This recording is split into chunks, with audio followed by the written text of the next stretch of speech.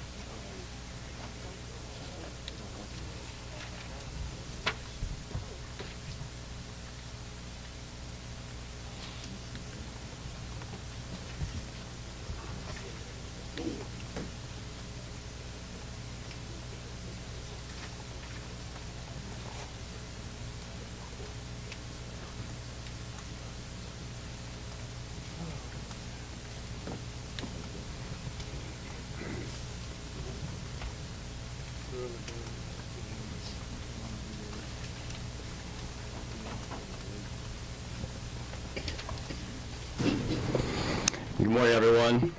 Welcome to today's meeting from the Senate Special Committee on Investigations. Members of the committee, good to see everyone here today. And just want to point out, as a reminder for those of you on the committee, turn this volume up a little bit. Josh Belinfante is seated to my right. He's the committee's counsel. And before we do get started, I do want to make an announcement that unfortunately Chairman Cowsert is unable to be here this morning. He had a medical procedure late last week, and doctors have restricted his activities and travel during his recovery, and he has requested that I chair this meeting as the vice chairman. So with that, we do have some committee business to take care of before we get week, and doctors have restricted his activities and travel during his recovery, and he has requested that I chair this meeting as the vice chairman. So with that, we do have some committee business to take care of before we get to our agenda for the day with Madam DA Fani Willis. And we do need to review the approval of minutes from our November 13th committee meeting. I'll give the members a minute to review those minutes, and then we'll entertain a motion to approve the minutes.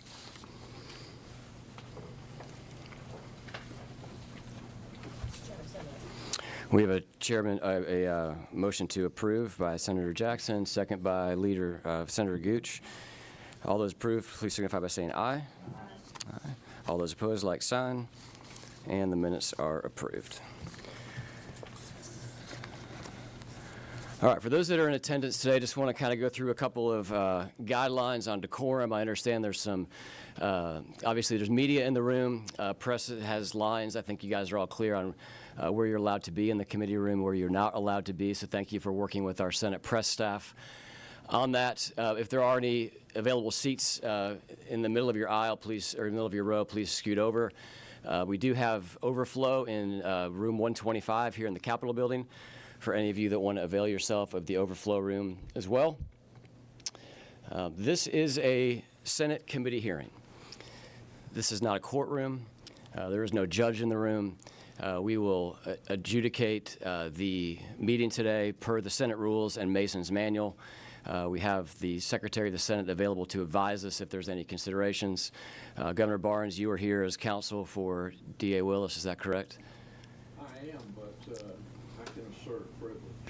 I mean, you can't decide privileges that are granted by law. No, I didn't say anything about privilege. I was just referencing that that's the capacity in which you're appearing today. Oh, yes. Yes.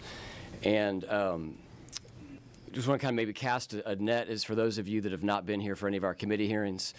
This committee is charged with investigating and advising the General Assembly on any changes to Georgia state law as the committee deems necessary as a result of our investigation into the criminal prosecution as it relates to the election interference case of President Trump and the 18 others. We've had a series of meetings and have been working with the District Attorney Willis to appear today. We had a state law that passed, and as my understanding, you are appearing under the second subpoena that was issued, and there is still a Supreme Court case relative to the 2024 subpoena and the General Assembly that issued that, or the Senate that issued that at that time. Great.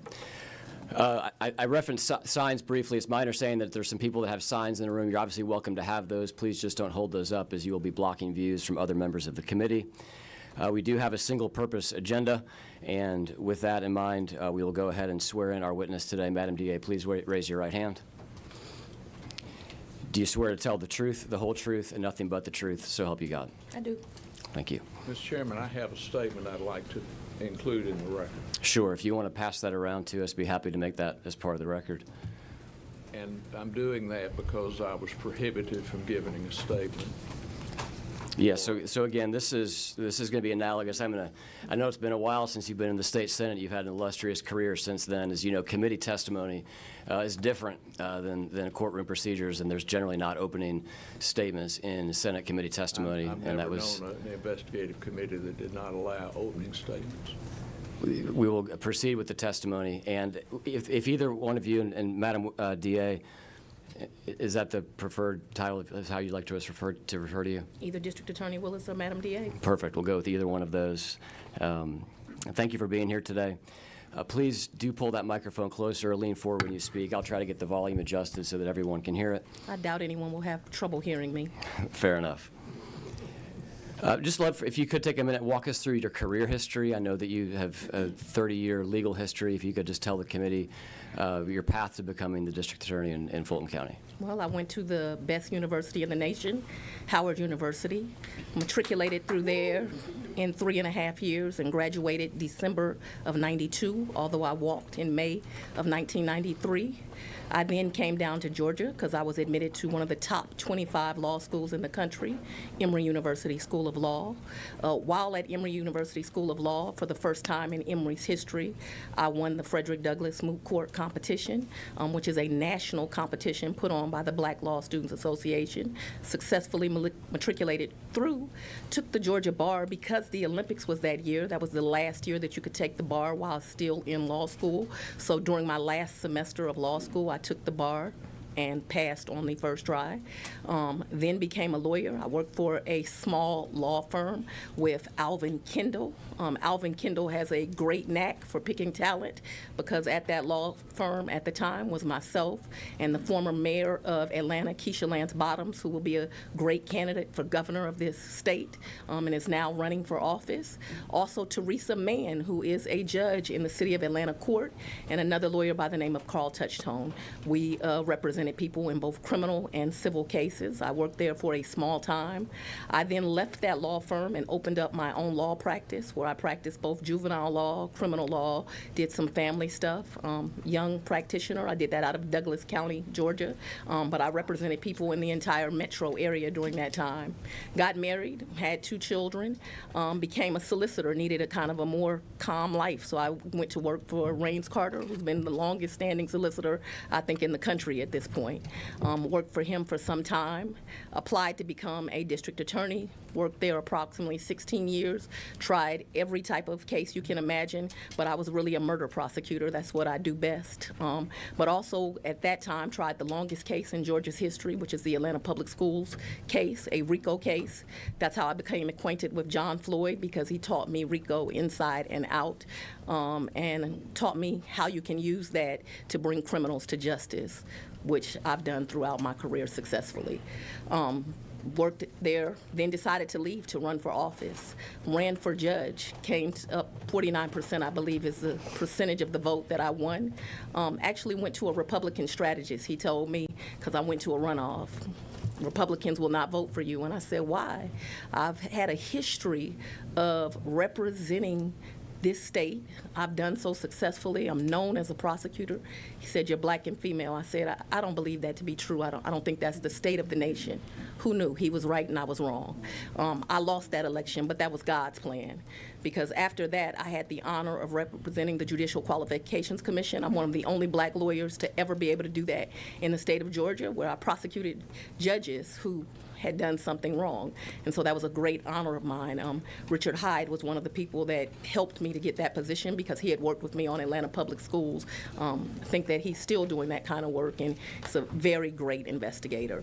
So I did that for a while. I also got to represent a lot of fathers and mothers as they went through domestic things, did some criminal defense work, and then people started coming to me. You need to run for district attorney. Current district attorney has some problems. You'd be outstanding at it. And who knew? I ran, I won. I'm the first woman to serve as district attorney in Fulton County, Georgia. Best to ever do it. I sit here with a 92% conviction rate. That's my history. Excellent. Thank you so much.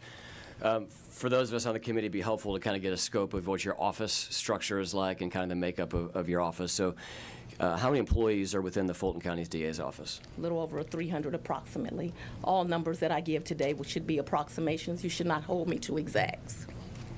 Certainly will do so on these questions for sure. Of those employees, about how many of those are attorneys? Half. About 150 attorneys. How many investigators? 65. Okay. And how many paralegals? I don't know, about another 70 or so professionals. Some of that is VWAPs, some of that is administrators, some of that is legal assistants. I'm not going to be able to guess at these numbers. Sure. The state pays a minimum salary for all district attorneys and assistant DAs, is that correct? No. No.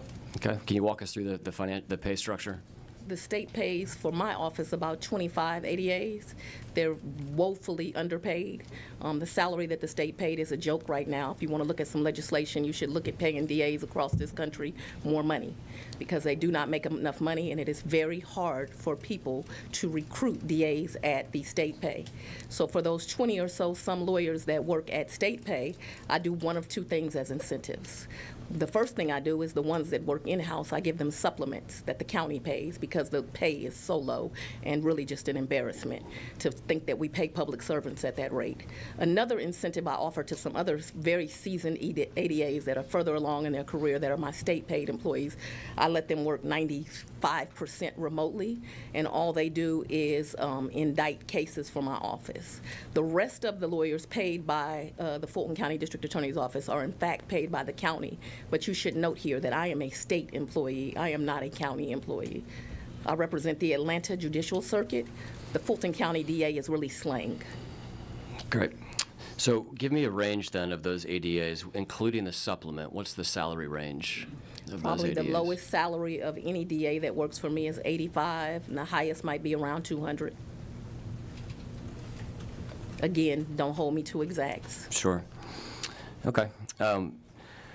You were elected in 2020. We talked about that. You had a transition process in between the election and when you were sworn in. Can you walk us through what that process looked like? It was not a very good one. Myself and the former district attorney never had a conversation. We still have never had a conversation. But while I was still on my personal time, not yet being paid by the state of Georgia, I interviewed every attorney and investigator of the office and some of the other staff, because I wanted to decide who I was going to keep and who I was not going to keep. So I did that during that time period. I also had some committee members where I got some advice on things that needed to be priorities for the office as I took office. So I got very esteemed members of the Fulton County and the greater community to kind of advise me. I believe in diversity, so it was a diverse group. If you do studies on diversity, although some of you are against it, you will realize that the companies that do the best employ diversity. And so I employed diversity in that committee, and I've employed diversity in my staff because I represent a diverse community. Who was a part of that committee? I don't remember all the names, and I'm not going to guess at it. What names do you remember? Oh, my goodness. Lee Dupree's husband, William Dupree, was on that committee. There was another anchor, and I'm embarrassed to say that was an African-American female. I'm not sure. I want to say Mayor Franklin may have been on the committee, but I can't remember exactly. There were about 15 to 20 people. That's been some time ago now. The interviews that you referenced with the existing staff as you were kind of determining whether they would stay, who participated in those interviews with you? It would be different people each day. Attorney Gabe Banks was one of the attorneys that did some of the interviews. He wasn't able to do all, of course, because he had an active and thriving law practice at the time. Jeff DeSantis did some of the interviews with me. Daisha Young did some of the interviews with me. People would come in and out based on their schedules. My deputy of operations now, Dexter Bond, did some of those interviews with me. Mr. Nathan Wade had a thriving practice at the time as well. He would come in and out and do some of the interviews. I was at every interview, but other people could only commit, so much of their time. They each did as much as they could. And that should not be the total list. That's what I can recall quickly right offhand. So don't take that as that was every person. I may have missed somebody that assisted me in that, and they'll have to blame it on my head, not my heart. Okay. Who was a part of the team that made the decisions on who you would keep and who you would go? What was the consultation process after the interview, and how many approximately, if I can ask you this question a second time if you want to answer the first one, but I'm trying to get to how many people did you retain from the former DA's team, and then how many people were brought in that were new? I don't remember. I might have fired 50 or 60 people, but I don't remember exactly. Okay. It's the AJC did an article on she fired people, to which I told Fulton County I was going to only bring the best and the brightest. So I was always confused as to why that was a surprise. Was there a lead on your transition team? I was the lead. I was the DA. Okay. Was there another person that you consulted with more than the others? No. I believe Mr. Wade said under testimony that he was a part of over 90% of these meetings or decisions. Do you recall that being an approximate, accurate statement as to his involvement? I can't speak to any other person's testimony, so I'm not going to ever comment on someone's testimony. If he testified to such, you're going to need to show it to me. You'll have to forgive me. I don't really trust you. So I'll have to see that particular Do you testimony. recall Mr. but I Wade being- do. Well, wait just a Do you- minute. She's got a right to finish her answer. You don't have a right to cut her off. That's incorrect, Governor. Thank No, you. sir. It is I'll not. be completing answers, though, sir. So Sure. we should get that straight from the. Was Mr. Wade part of, would you say, more than half of the interviews that you conducted? Yes. Would you say it was more than 75% of the I'm interviews not you going to guess conducted? at numbers. He was definitely more than half. And what percentage of decisions, was the same percentage of decisions that he was a part of? I ultimately made every decision. I take wise counsel from a group of people. So I took wise counsel from him. I took wise counsel from Deputy Bond. Ultimately, I made the decision on who stayed and who went. Was Mr. Wade paid for this transition work? None of them were paid. It was all volunteer work. It was wanting to make sure that the region was safe. So people volunteered their time to make sure that we had the best and the brightest representing Fulton County and that this community stayed safe. And every person who did it for free. Thank you. Part of one of the things you did when you came into office was you formed this new anti-corruption unit. Is that correct? Absolutely. Can you walk us through the decision process to stand that unit up, if that replaced any other units, and who was a part of that unit once it was stood up? And I'm actually not sure we called it the anti-corruption unit when we first took over. So when I became the district attorney, Paul Howard had 101 police brutality cases, many that went back to years, maybe to 2009. People in the community were very upset. It was both unfair to the law enforcement officers and to the community that decisions were not made. And so I knew that one of the things that I was going to have to do was to make sure that every case got looked at and was evaluated. And so I was looking for attorneys to do that. I'm not sure if that's what we called it at first, because I think we called it the Civil Rights Unit, in fact. When we first opened it, I think it was the Civil Rights Unit. At some point, I go to visit other huge district attorneys' offices that have kind of the same kind of struggles that I have as a major metro area. I went to visit the Houston District Attorney's office at that time, and in that office they had divided cases, and I thought it was a brilliant way to do business. And so I think that's the point that I then formed a civil rights unit, which would only deal with police brutality, and an anti-corruption unit. So I think when we first started that it was called the Civil Rights Unit. Okay, how many people were part of that unit once you got it fully operational? Well, it depends. You know, the county has, in my opinion, stolen people from me, so we can't do the job as effectively as needs to be done. I've had as many as, it varies. It has varied because we had an anti-corruption unit and a civil rights unit, so it's varied. Can you give us a range? It really depends on who you're calling the anti-corruption unit. I've probably not had more than 2 lawyers in that unit, maybe 3 at any given time, an investigator or 2, and a legal assistant. They may have been doing double duty somewhere else. And you entered into a contract with Chris Campbell to do some taint work as a part of that unit, is that correct? That would be the civil rights unit. Well, it sounds like they were somewhat interchangeable from what you just said. You said that it was called the No, Civil Rights Unit when it because started. The civil rights unit may have encompassed everything at first, and then it ultimately becomes police brutality cases. And so what Mr. Campbell was, when the police take a statement, I know you're not an attorney, but there's an issue called garrity. And what happens is government employees, mostly we're talking about law enforcement officers, they will make a statement to the police, but that statement won't be Mirandized. There's all kinds of legal rules around it. I can't be privy to those statements. I shouldn't have them. Sometimes I think the police almost put them in there intentionally, and so they'll be intertwined in statements and reports. And so what he was hired to do is to redact. So once that I got a file from the GBI when somebody had been shot by an officer, I never read that. That way we were never tainted. That's why we use that word, by never seeing that. And so yes, he was hired. He had been, I believe my recollection is he had been a former law enforcement officer, and he was a lawyer. I thought he was great for that work. And Terrence Bradley was involved in that work? He had been a former well, correct? probation officer and an attorney. That's one of the reasons that I thought that they would do outstanding at it, because they had long histories in the law enforcement community and lawyers. Was Mr. Wade? I have lawyers now currently doing that work. Was Mr. Wade involved with the taint work? No.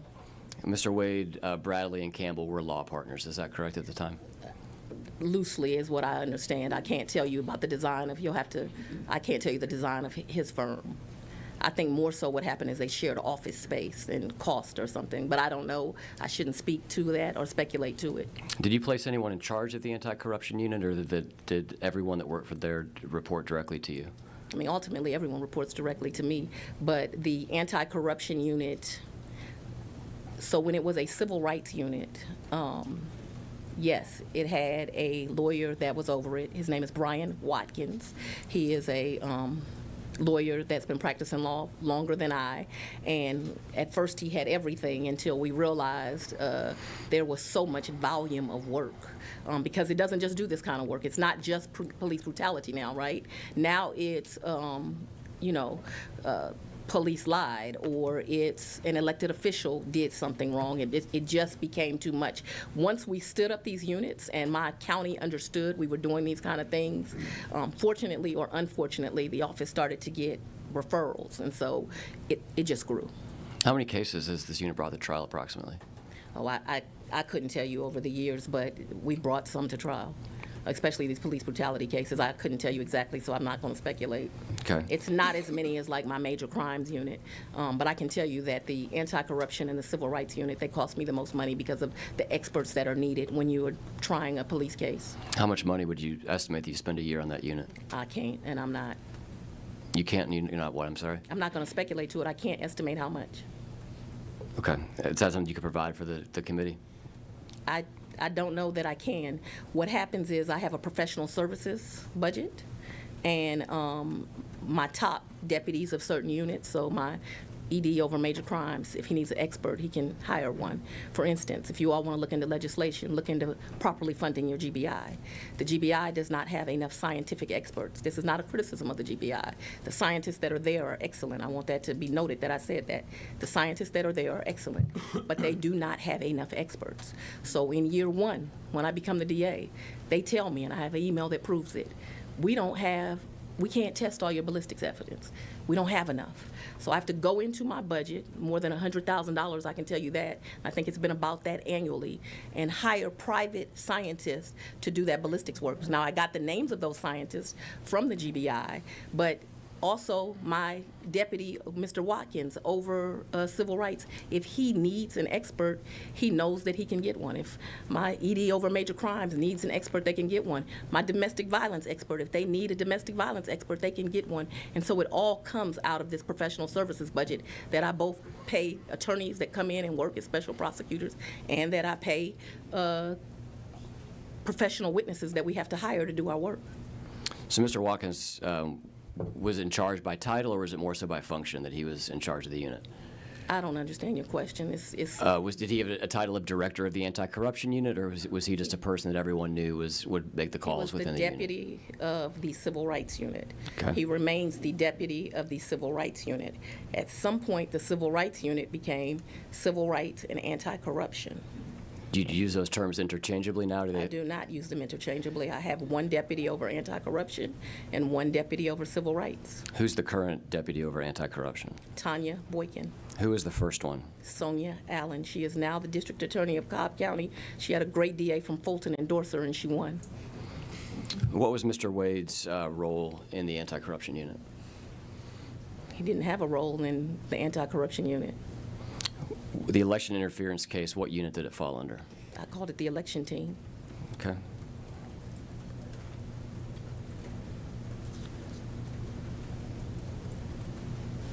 When Mr. Wade was he hired solely to focus on this election, to work on this election team, or did he do other work within your office? I don't remember. I think there were times where I'd bring in some of my senior personnel and ask them, what's your thought on this case or these facts? I always involve wise counsel. I'm sure he was in some of those meetings. Would you classify Mr. Wade as senior personnel and as been part of your team?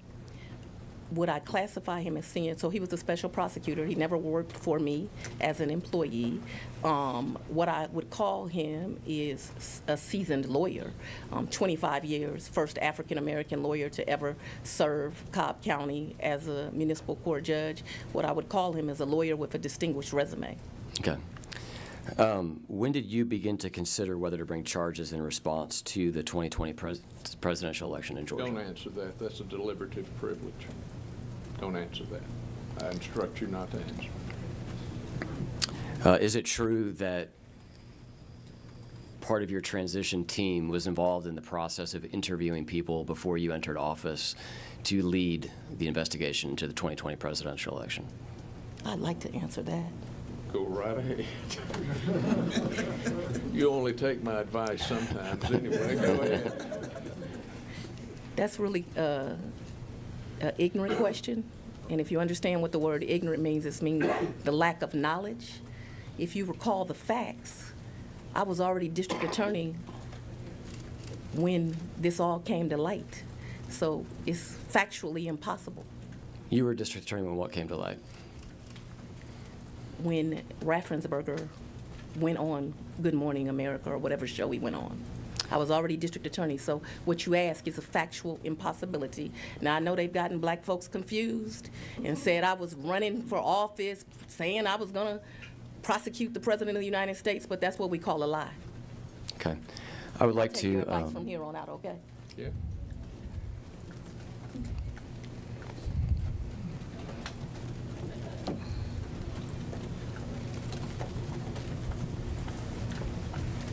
I'd like you to take a look at the screen for me, if you will.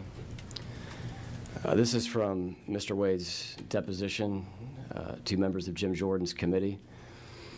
And it was asked for the search committee. You said that began when D.A. Willis took office on January 1, 2021. Is that correct? Yes. And there was outreach to you to be part of the search committee prior to January 2021, January 1, 2021. Absolutely. When did that start? Sometime after the election, but prior to her taking office. Okay, so between the election, you're referring to November 2020 election, is that correct? Yes, ma'am. And so when you had conversations with individuals, you said on multiple occasions, you said no, and you turned down the position. Who were those conversations with? They were with the district attorney. So I think you're confusing facts. We've already had a long conversation about I interviewed everybody at the DA's office, and I interviewed other people to come and work at the district attorney's office. And as I told you, I did that on my free time before I became DA. But I had no way of knowing that these criminals were going to commit a crime, and that did not come to light until January of 2021 when I'm actually the DA. So it is a factual impossibility, like I already told you. I think that is misinterpreted. He's absolutely correct. We looked for talent for the district attorney's office before I became the DA. I didn't wait till the day I took office to look for talent that would represent my office. But I was unable to look for talent for a case that didn't exist before I took office. It's factually impossible. It's common sense. You don't need to be a lawyer.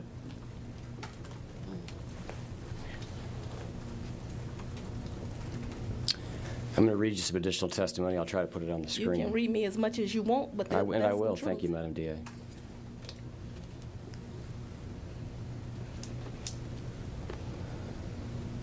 And I apologize. I did not intend to have to get into this here.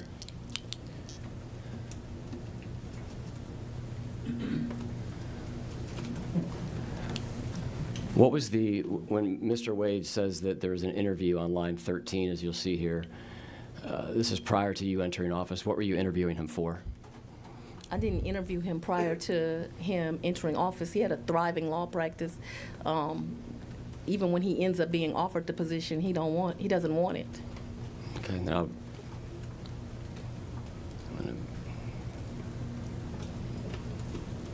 so it's your testimony today that you and Mr. Wade did not have any conversations prior to you taking office relative to an investigation into the 2020 election. Don't answer that. That is a deliberative privilege of what goes on in a district attorney's mind and the process that goes. She wasn't district attorney. She was. Prior to being sworn in, she was district attorney? No, she was not. But you asked. Because I'll return to my question.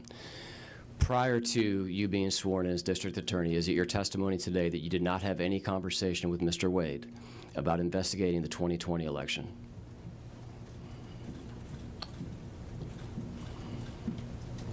Do you want to answer? It's a dumbass question. I know it is, but go ahead and tell him, because it occurred after she took office, but go I right didn't know that he was going to commit a crime prior to me taking office. Like, factually, it's impossible. Okay, thank you. Would you agree with the statement? Actually, I'll skip that question. When did you decide to hire, outside of your office, a special assistant district attorney for this election case? Oh, Lord. So when I became the district attorney of Fulton County, the office was in absolute chaos. I have to take you back. Can you hear me? It's a little, I was going to try to turn you up if you don't mind leaning forward. When I became the district attorney of Fulton County, the office was in absolute chaos, and I mean every level of chaos. On the ground, the carpet was molded and there were holes in it, and it was disgusting, a disgusting environment. There were boxes in offices, some to where you couldn't open the door. I remember walking through the office before. I told you I'd fired 50 or 60, I don't know exactly how many employees that I felt were unqualified to do this work. That doesn't mean they were bad people, but they were unqualified for the positions that they held. There were 18,000, write that down, 18,000 unindicted cases that went back 6 or 7 years that I was looking at. Not to mention another, 10,000 indicted cases in the system. Now, some that the judges had hid on judicial hold, but they were still there. So the office was in absolute chaos. And then I'm in the office I came in that Saturday, so that would have been day one. That was the day that I walked through the office. And I'm literally in the office that Monday or Tuesday, I can't recall now what day it is. And there's this phone call, and the Secretary of State saying, oh, the proper venue to investigate this might be Fulton County. And so my priority became, and this is important too, there were 200 and something murders that had been sitting for years, families that had been waiting for justice for years. And so when I come to be the district attorney, my first responsibility is just getting the office properly set up. In fact, one of the most important roles I held up that I tried to find was the head of the civil rights lawyer. So when Brian Watkins walked into my office and actually interviewed to come there, because he was not with the old administration, that was like a gift from God, that I had a lawyer that had enough experience and would be talented enough and ethical enough and have the integrity to do this work. But my primary job was getting the entire office set up. So I immediately do things like set up a murder backlog project. And I put Mike Carlson and Michael Sprinkle in charge of that. We're going to get every family's going to get an answer. They may not like the answer. The answer may be we can't prosecute this, but we're not going to sit with cases. We got to make decisions on these cases. And it took us years to get through that, but we did. And I'm happy to sit here and announce to you every one of those 18,000 cases, a decision got made on, to include those 101 police cases I talked about, as well as the 46,100 and I think 36 cases that came in January 1st, 2021 till December 31st of 2024. So while people tell these lies about the DA ain't been working, I want you to find a DA working as hard as me. My question was, when did you decide to hire outside counsel, a special assistant district attorney, for the election interference case? When it became obvious that this case would take so much investigation to learn the truth, and that I would need people that could focus on that. And although I had talent in the office that was being developed, each and every member of my staff had a priority. See, this is the most important case to you. Let me tell you what the most important case was to me. When I walked in the office, there had been 2 black children that had been killed, Sequoia Turner and Kennedy Maxwell. Those were the 2 most important cases to me as the DA. And I needed to make sure that those families got justice, but the cases didn't come with a bow on them. In fact, one of the cases was particularly not done properly. And so my priority became making sure I had the talent to make sure we got all of those cases done. If you're wondering, both those men are doing life right now for taking those children from us. Certainly aware of the case and the autonomous zone and everything that happened back in that tragic time frame. So definitely appreciate those murderers being behind bars. So you didn't really give me a date range, but we'll just move on here. But you did consider Governor Barnes for this role. He's testified to that previously.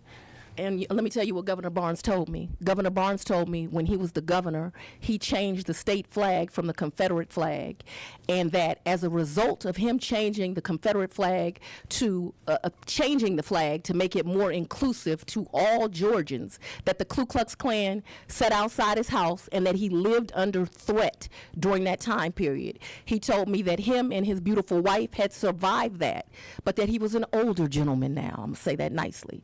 He was an older gentleman, and due to the nuts that would come out of the woodwork if I was doing this type of work, that he was not at a juncture in his life where he could take those kind of security risks. He also refused to work for $250 an hour. I can attest to that. We've got some questioning in here, Governor, on your rates, and we'll get to that in a little bit. You did, Madam DA, you considered several attorneys for this case in addition to Mr. Barnes? I did. And ultimately, you selected Mr. Wade to oversee the anti-corruption unit. Is that correct? He never oversaw the anti-corruption unit. My apologies, to oversee the elections interference case. To manage, yes. How would you delineate manage versus my choice of oversee? They're the same. Okay.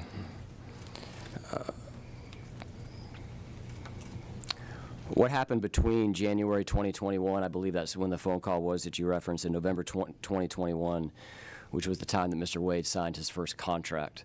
What type of work happened within any area of your office in terms of gathering evidence or considering whether or not to bring these charges? You want me to answer? Not particularly. I don't think it's any of their business. You're getting into why a grand jury returns a bill of indictment. That is a deliberative process wrapped in the discretion of the district attorney. We're not going to get, I'm going to instruct her not to answer. Wait just a minute. Let me finish. You can, if you see fit, you can seek to enforce that question, at which time she would be entitled to a jury trial in Fulton County, and I would be able to cross-examine you with each one of you with a real judge ruling on real law. But until that happens, I'm going to instruct her not to answer. So in your advice of counsel, you're asserting privilege? I'm telling her not to answer. I'm clarifying with the witness. She doesn't have to answer that. I'm not a potted plant. I can answer. You can advise. You can absolutely advise your client, Governor Barnes. I'm asking your I client. suggest you move on. I'm asking your client if you are asserting privilege on the answer to the question. I made the objection on the record, and told you even what you can do to enforce it. What was the total cost of the election interference case? I don't recall, but if we want to talk about cost, I'd love to talk about how last year alone the AG paid one lawyer $8 million. You don't know what the cost of you don't know the cost of the election interference case? I don't know the exact cost. What's the range? As I don't want to speculate to numbers. Whatever it cost, they tried to steal the rights of thousands of Georgians. It couldn't have been enough. What was the rough total operating budget of your office last year? I don't know that. It's probably around $40 million. That's a speculation and a guess. That includes state money, grant money, and that's not an exact number. I don't do the budget. I have very high-level conversations about that. Okay. Can you give us a rough breakdown of that, the county budget and the state budget? I cannot, and I'm not going to guess for you. Does the federal government give you any money? I do have some grants, yes. The only source of federal money you get is from grants? To my knowledge, I don't. There may be something else. We may have some federal seizure money. If we do, it's not much. So I don't know. I don't want to speculate. if I say, oh, they gave me grant money and this federal seizure money, and you find some line item someplace that I don't know, you'll swear I was trying to lie to you when the truth No, is I don't know the correct answer. I'm just trying to get to, I know you run a tight ship over there, you're proud of your work. I would assume that you would have I'm the some best sort of- DA in the Southeast. Why wouldn't I be proud of my work? What's your annual budget? I told you it's around $40 million, but I do not know an exact number. And what's the approximate source of funds that you receive from the state versus the county? Me, like every other district attorney in this state, do not receive enough funds. I told you that you all pay 20 to 25 ADAs. I don't know the exact number. I don't have it in front of me. You pay two legal assistants and one investigator. Now, Fulton County is 1,000,002 people. It's the place that when people come to Georgia, they're coming is to Atlanta. On a daily basis, we have 5 million people, and we are very improperly funded. If this committee wants to do some real work, it'll get serious about crime fighting among this state. From every rural community to Madam DA, I'm answering my question. I'm good. That's not an answer to the question. Okay, well, You have the right to finish your answer. if this committee wants to get serious about legislation to make the communities in the state of Georgia safer, they will invest more money in every district attorney's office across this state. That's the rural DAs need more, the middle size, the residentials, and the big cities like Atlanta. All of us need more resources to be able to do our job appropriately, and it is a joke the way that these people are funded that are dedicating their lives to public service. Also, I want to go back to, because this is extremely important and you have the power to do it, the Georgia Bureau of Madam Investigations DA, cannot I taste did rape not ask you kids. for advice on what the legislature You should asked do. That's We- exactly what the resolution said, to take advice on legislation. And we will get to that time. Well, you asked the question, she has a right to fully answer. And if she would answer the question, Governor, I would not be saying it. She's pontificating on everything from rape kits, which was what she was about to get into. The question was the amount of money that came from state funds and county funds. And if she doesn't know the answer to that question, the answer is I don't know. The question isn't let me talk. The answer isn't let me talk about rape kits. So I'll get back to the line of questioning. I'm going to give you latitude here, Madam DA, but same way in a courtroom, there are guardrails as to what we need to stay in and within. Indeed, Governor, and this is not a courtroom. Power to make evidentiary rulings, and you don't have the power. I have plenary power, Governor, to conduct the meeting. No, sir, you Absolutely. You do not have plenary power. I know you think you do, and that you're above the law, but you are not. If you want to cite her for contempt, Governor. she is entitled to a jury trial, and I can examine you on your actions, and I can examine you on your motives, then I will be glad to take that. As Clint Eastwood would say, make my day. We know the motives. He's on the ballot. Governor, this is This a is a witch hunt. this is a hearing Always been a witch of the Senate Special Committee on Investigations. You're not worried about those that you convicted illegally and locked up. Why is it that you run ads? We're going to go on to our next question. How are the funds? You say that we give you the money, and I know that's a loose You get one term, DA for every- and That's what- that flows into the Fulton County coffers, so to speak. And when you remit payment, you do that through the Fulton County accounting system. Is that correct? Your question was compound. I didn't understand. Sure. I'll try to break that down.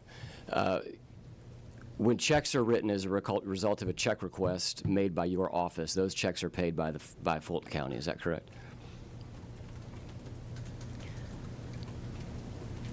I don't know how every check is written and if that's going to be 100% accurate. So I'm going to refrain from asking that question.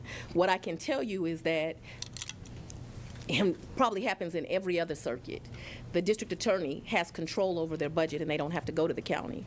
But I understood I was a woman DA coming into office. I also understood that I was African American, and so therefore there would always be a target on my back. And so I did two things financially. One is I've never, so people can stop requesting, had a credit card associated with that office. Never. So I've never had a credit card, will never have a credit card. The other thing I did is that there is a CFO of Fulton County, a white female. Her name is Sharon Whitmore. I believe you've heard from her. And so I made it so that the procedures of my office, although I did not have to do it, that it has to go through her for clearance.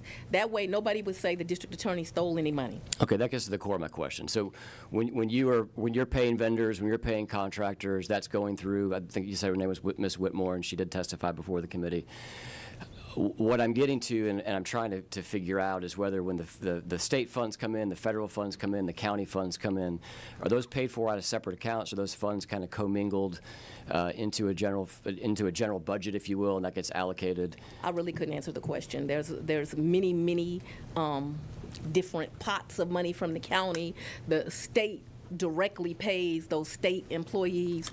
Then they get another check from the county, the ones that don't make enough from the state. I really can't fully answer your question of all the ways. I have a team that I call my deputy. I have a deputy of operations and a team that does that kind of stuff, but there's some money from the county, there's some money from the state. The grant money I know goes through the state. The truth is I don't have any grants. Fulton County has grants, but those grants do benefit my office. My SACI unit is renowned. I'm ending the year with a 100% conviction rate on Special Victims Division. SACI is a sexual assault kit initiative. Georgia, like many states, failed victims, mainly victims of color. And so rape kits for years, going back to the 80s, were not tested.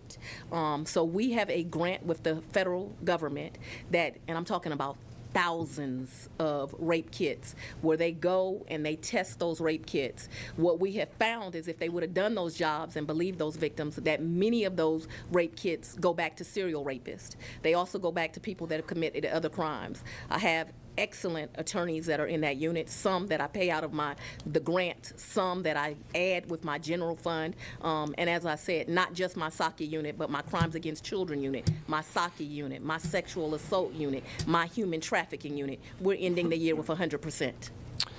So just yes or no on these, we can move quickly on to the next topic. You said you do not have a county credit card or a DA credit card. Absolutely not, so y'all can say I stole some money. Is there any sort of DA checking account that's separate that you use to pay your vendors or anything like that, or is it all go through the county? I really can't answer that, and so I'm not going to speculate. Okay. You mentioned forfeiture funds before. Do you have a ballpark of how much you've received? I think you said it was a small number of state forfeiture funds. No, I said federal. Okay. I don't think there's much in the federal forfeiture account. Do you receive state forfeiture funds? I do. Approximately how much a year is that in an average year? I don't know the number to that. I can tell you I have sitting in abeyance. I just did a huge forfeiture, but it's not money we can touch yet, and it's a couple $1 million. Okay. What's your understanding of the allowed uses of state forfeiture funds? Oh, if I don't know the use of a forfeiture money, I talk to lawyers in the office. I'll go to PAC. I don't touch forfeiture money unless I get some approval.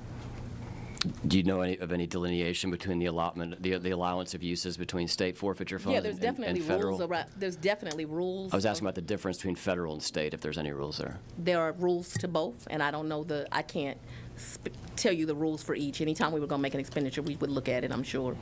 Do you know if those funds are commingled at all within your system?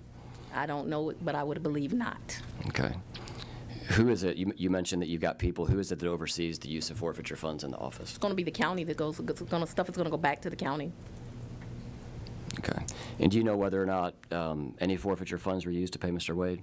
I'm not aware of that. We would have submitted the invoices to the county. The county would have used one of those mini line items. They would have paid them. Can you think of a reason why forfeiture funds would be used to pay Mr. Wade? I guess he's.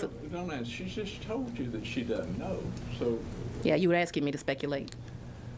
You do not know whether Mr. Wade was paid with state forfeiture funds or not? You're asking me to speculate. No, I'm asking if you know whether or not state forfeiture, any forfeiture funds were used. I'm unaware of that. Okay. I'm unaware if the answer is yes. I'm unaware if the answer is no. What I'm aware of is the process was turn in a bill and they would do it. You and Jim Jordan working together? I've never talked to Mr. Jordan. He's a delightful guy. Just I don't know want to about point that. Anybody who doesn't report people that get raped in college, I'm going to have to disagree just with you want to there, point this Governor. out here. This is, do you recognize the bottom form here? Fulton County Court Payment Voucher. I don't. Is this you've never seen any document in this format before? Never. Okay. Well, this shows a number of things here. It shows what fund it was paid from here, which is 440, which is your forfeiture, the forfeiture fund account. You can see at the top the unit name, confiscated funds for this invoice, and then here you can see that this was a payment made, and I apologize, you can't see my mouse. On the left side there, right in the middle, you can see that this was a payment made to the law office of Nathan Wade. In reviewing for your testimony today, we just did review the bills and look through different sources of funds that were used to pay Mr. Wade. I know you weren't, your testimony is you were not aware that forfeiture funds were used. We saw Mr. Wade was paid from forfeiture funds and from the county general fund, which is Fund 100. And that's why I was getting to the uses of forfeiture funds to pay independent contractors. Do you have any knowledge of any restrictions that may be around the concept of using forfeiture funds to pay independent contractors? I do not. It was my understanding that Mr. Wade was paid out of my professional services budget. Okay. What's the accounting process? That's kind of what I was getting to earlier, of kind of, if it was your understanding he was paid out of the professional services budget, that would intimate that there's some sort of accounting procedure within either your office or the county office where there are separate fund allocations. And I asked you if your funds were commingled and everything was paid out of the same, or if there were dedicated accounts. So you were, unaware that Mr. Wade was paid out of the forfeiture funds. You believe he was paid out of the professional services funds. What would be the process, as you understand, in your office to determine what fund a invoice is paid from? You're in the weeds, and I don't know the answer. Okay. We've already talked about the selection of the special SADAs, special assistant district attorneys. I may use those interchangeably. The process of interviewing Governor Barnes, among some other folks, ultimately settling on Mr. Wade. Well, I don't want you to act like he was, Well, after just talking to 2 or 3 people, I think, to be fair, I don't think He's I'm not saying a it's the lawyer, bottom been of practicing law 25 years. Sure. What was the reason that you chose to use, and I think if you could just unpack this for us a little bit more, that you chose to use a special assistant DA at the rate of $250 an hour versus using the attorneys that were already in your office, or hiring additional attorneys at a rate that you referenced earlier is between, I think you said, between $85,000 and $200,000 a year? Because we were drowning, and each of so most of the lawyers I had in the office wouldn't be qualified to do that work, most of them. I had some that were qualified to do that work, but each of them had a major project.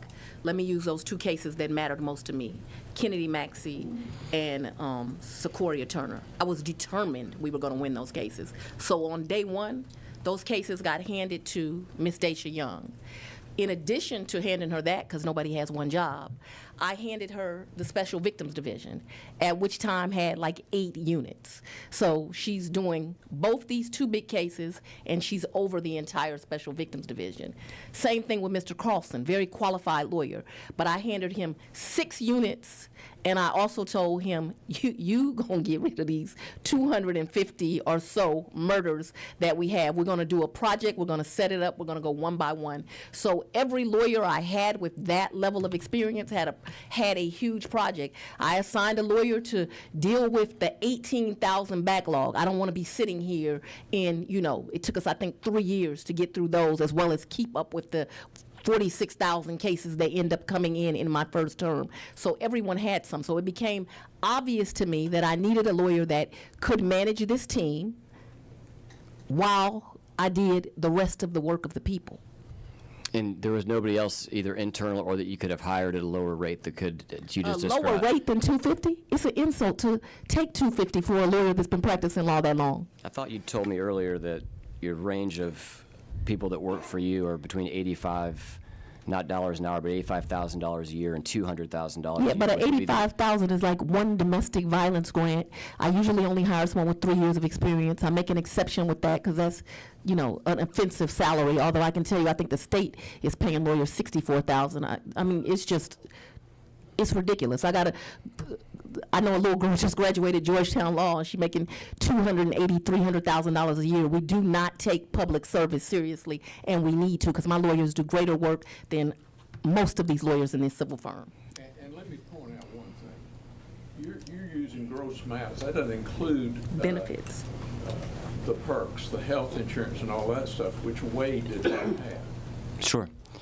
So describe for me the experience level of your top paid, or somebody that would fall within the category of the top paid assistant district attorney that works for you at the $200,000 a year, and to Governor Barnes's point, plus benefits. Let's just say that that's $250, and if I take that divided by 2,000 hours, that's about $125 an hour. I don't understand the question. My question is, what is the experience level of the assistant district attorneys Are in you your trying to office? intimate that you're going to tell me who to hire and how to do my job? No, ma'am. I'm asking you, the people, the wonderful people that you have hired, they're the top of your pay scale at $200,000 a year. What is their experience level? Because I'll let you answer that, and I'll ask my next question. 20 years practicing or Okay. more. And it's your testimony that somebody with 20 years practicing or more would not be able to manage the election interference case. You are really not listening. I said that I had people at that pay rate, and each of them was assigned a major task within my office. And no, I did not have anyone that was not assigned with a major task that I trusted to manage this case. And so I made a decision. The people of Fulton County elected me to make that decision, and I did. Is there a reason why you decided to go the special assistant district attorney route via independent contractor as opposed to a new full-time hire? I think it's asked and answered, sir. Okay. Because it was cheap. You don't have to pay the perks. Governor, I'm happy for you to provide counsel to your client, but in terms of testimony, that's what the district attorney is here for today. Well, Can you describe? give you fair notice. I'm not going to allow her to answer repetitive questions that have been answered time and time again. Were there any internal policies that you had that kind of drew a line between you when you would use your internal staff versus hiring a special assistant district attorney, or was it more so based on workload like you described? It was based on my decisions. Okay. At its peak, how many total attorneys were working on the election interference case?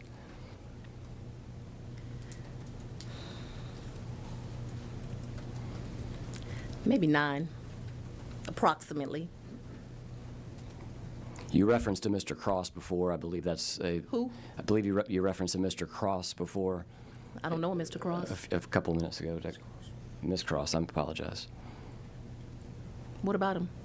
Her. Who are you talking about? Miss Anna Cross. I never referenced Miss Anna Cross. I believe you referenced Ms. Cross when we were going through. I didn't read back the testimony.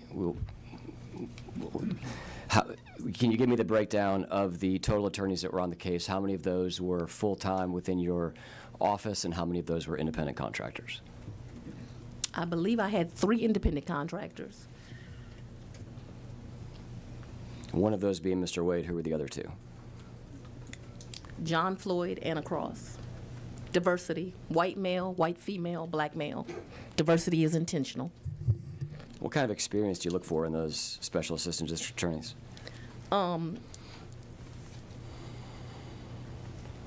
They're all amazing lawyers. John Floyd is the RICO expert. He wrote the book, literally. He taught me RICO. So that was his experience. He's not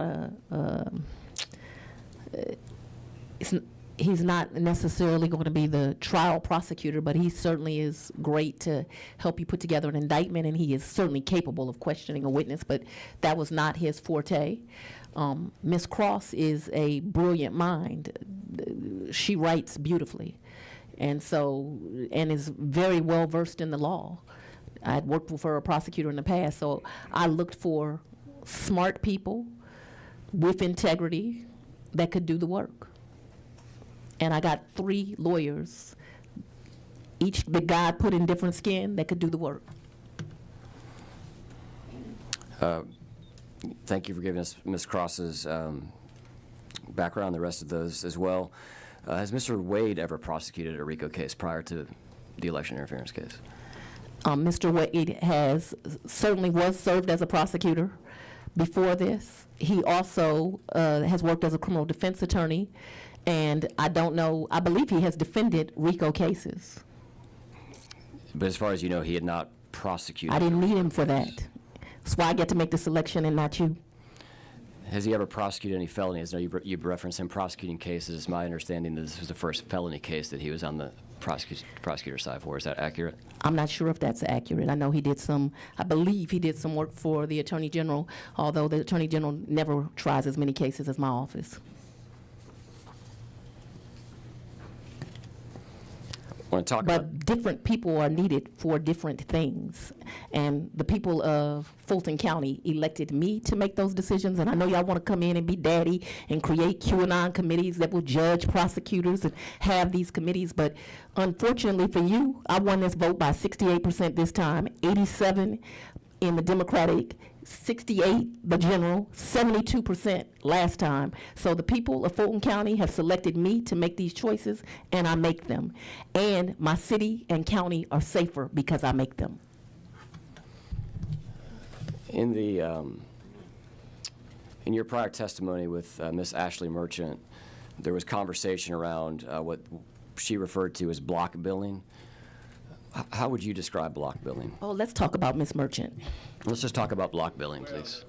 We're not. You've opened it now. I've opened the question to block billing. You know, the credibility of whoever's saying it is an issue.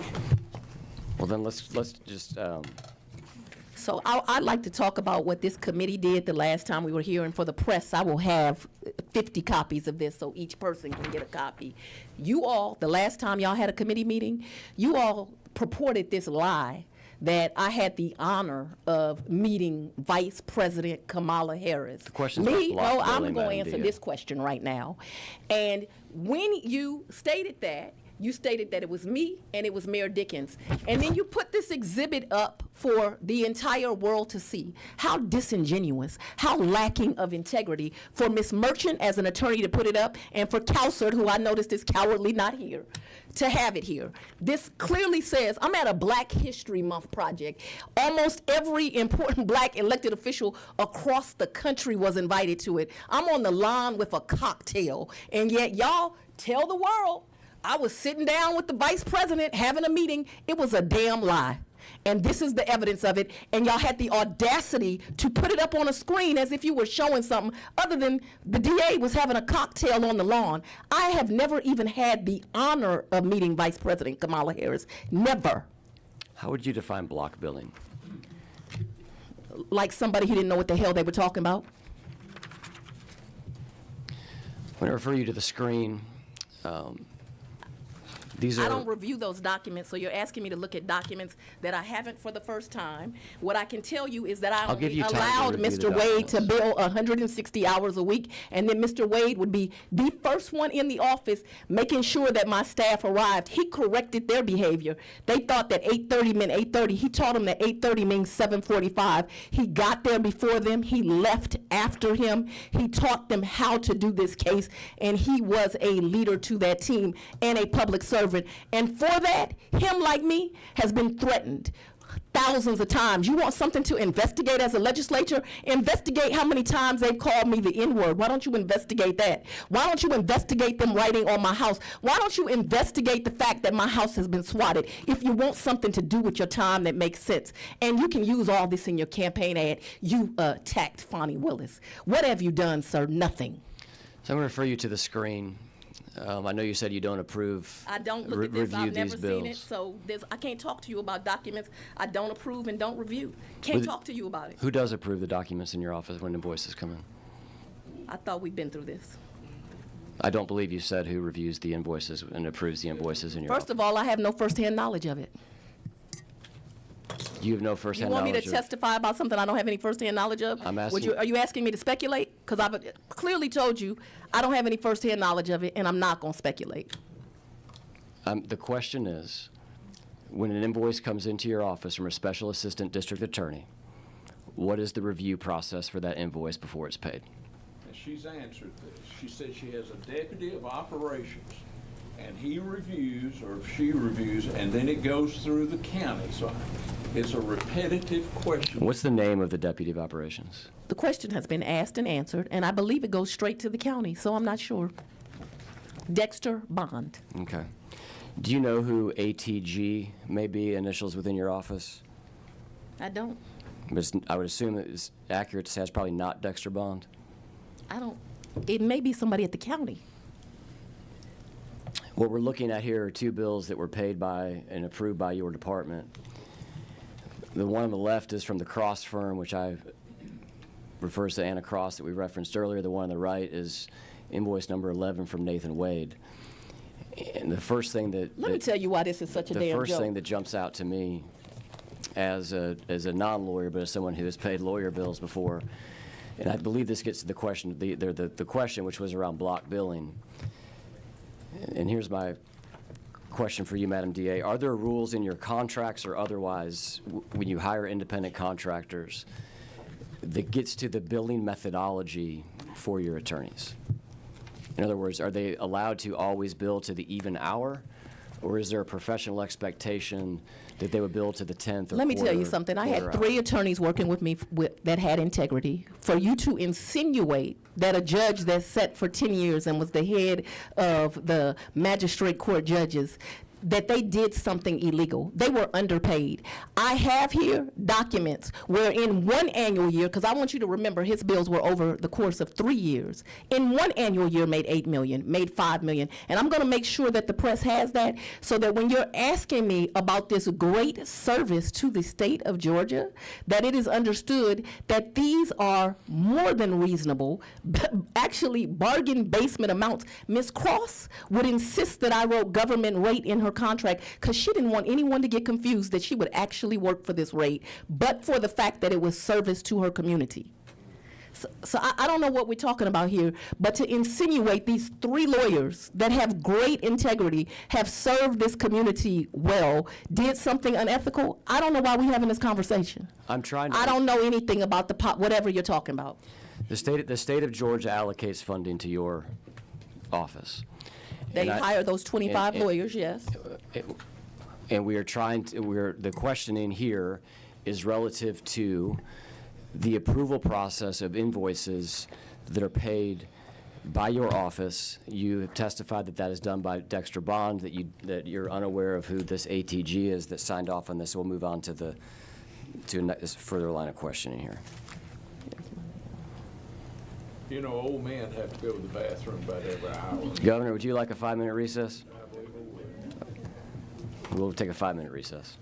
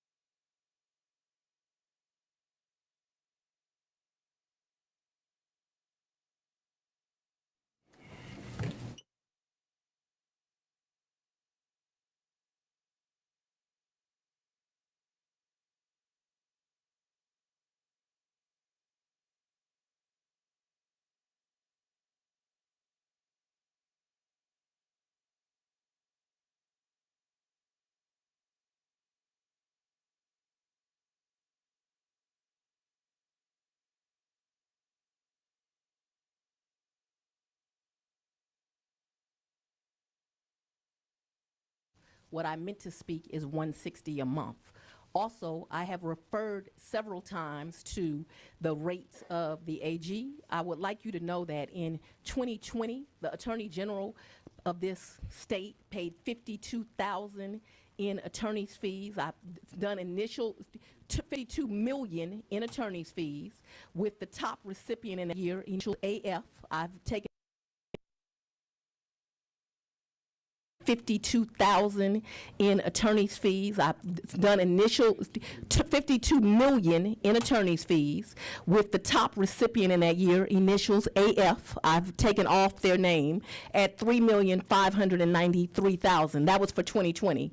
In 2021, again, in excess of $52 million, with the top one in that year being AD as the initials, $2,673,000. I should note the great Josh Belafonte was one of the recipients that year, and he made $1.3 million in 2021.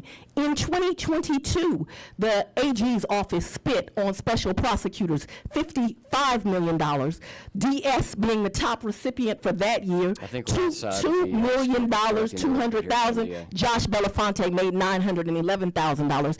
In 2023, the AG's I was office happy to allow spent you to correct the $65 record. million Outside the with scope. the top recipient making $5 million, initials yeah. MR, and I'm going to finish. And 2024, the top recipient was MR, and they made $4.6 million. And then let's not leave off 2020. All right, we're going to move on to the next question here. Dollars by the AG on special prosecutors, with the top recipient MR making $8,181,421,000. And y'all are talking to me about pennies. And I have a we're- copy for the press 50 if you like them. And I'd like this included in the record. All right, we're going to move on to our next question here. And it is relevant since you're questioning the rate of the special prosecutor. That's for the press. All right, I want to refer your attention to the screen.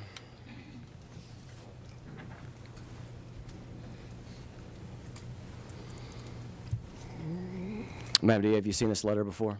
It's got my signature on it. Do you have seen this letter before? Yes, that's how it got signed. You sent this letter on December 17th, 2021, requesting access to documents to the from the January 6th committee, Chairman Mr. Representative Thompson. Is that correct? I did. Okay. Did you or anyone in your office receive help in your investigation from the January 6th commission? Do you want me? What do you mean by help? Did they send you documents? Well, they're public documents now. Did they send you any documents that were not public? That were not public at the time? 'Cause None that I believe can the report's recall. been None that I released. can recall. In the letter, you offer to meet them in person. Did they take you up on the offer to meet in person? I've never met Thompson. Have you ever met anyone that was doing work with the January 6th commission? Not to my knowledge. I may have met them and not known they were doing that work. Mr. Wade traveled to D.C. with members of your staff, is that correct? That is correct. And Mr. Wade billed for conference calls with the January 6th committee, is that correct? I haven't looked at the bills. What difference does that make? On the left side of the screen here, and I apologize, the camera's in your way, there's a screen over here. You'll have to remember the criminals that I Easier to see. indicted, they had committed crimes all over the country. And so as a result, as a prosecutor, if you know that a criminal has done crimes in this state and other states, it would almost not be due diligence to try to get information from them. Here goes some more legislation you can take up. There is a process called TUI with the federal government where state prosecutors try to get information from federal prosecutors. They are not very helpful. On this bill, on the left-hand side, the first I red haven't highlight. seen the bill, so you remember? That's why I'm showing it to you, Madam DA. It says team meeting, conference with January 6th, research legal issues to prep, and then it ends with V. He testified, and the testimony's on the right side of the screen that meant interview. And then the second one is travel out of state, interview and research, which was from April 27th until April 29th. Are you aware of a trip that Mr. Wade took out of state that your office paid for in April of 2022? Yes. What was the purpose of the trip? I don't recall. Okay. I'm sure to get information on some of the criminals I ended up indicting. This slide here shows essentially a reimbursement request on the right-hand side for Mr. Wade at the Hyatt Place Hotel. And on the left-hand side, this is an invoice for the Hyatt Place Hotel during the time period I referenced earlier for Mr. Michael Hill. Do you know who Michael Hill is? He was an assistant chief when he left my office. He's an investigator, though, a sworn law enforcement officer. And he was on your staff during April of 2022? You said when he left your office. When did he leave the office? I don't remember. But yes to the first question, he was on my staff at that time. I don't remember to the second question of when did he leave. Not long ago, he got a higher title at another office. Do you know who else from your office attended this trip? I can't recall. You can refresh my recollection if you like. This is an invoice for the same hotel on the same dates from Mr. Francis. I assume it's Mr. Wakeford. Is that someone that worked in your staff? An amazing attorney. What was his role? He's an attorney. What did he do what work did he do within your department, your team? He does all types of work, but he is what I would consider to be an appellate lawyer. Did he do work on the elections interference case? Absolutely. What work did he do on the election interference case? He did a lot of excellent writing.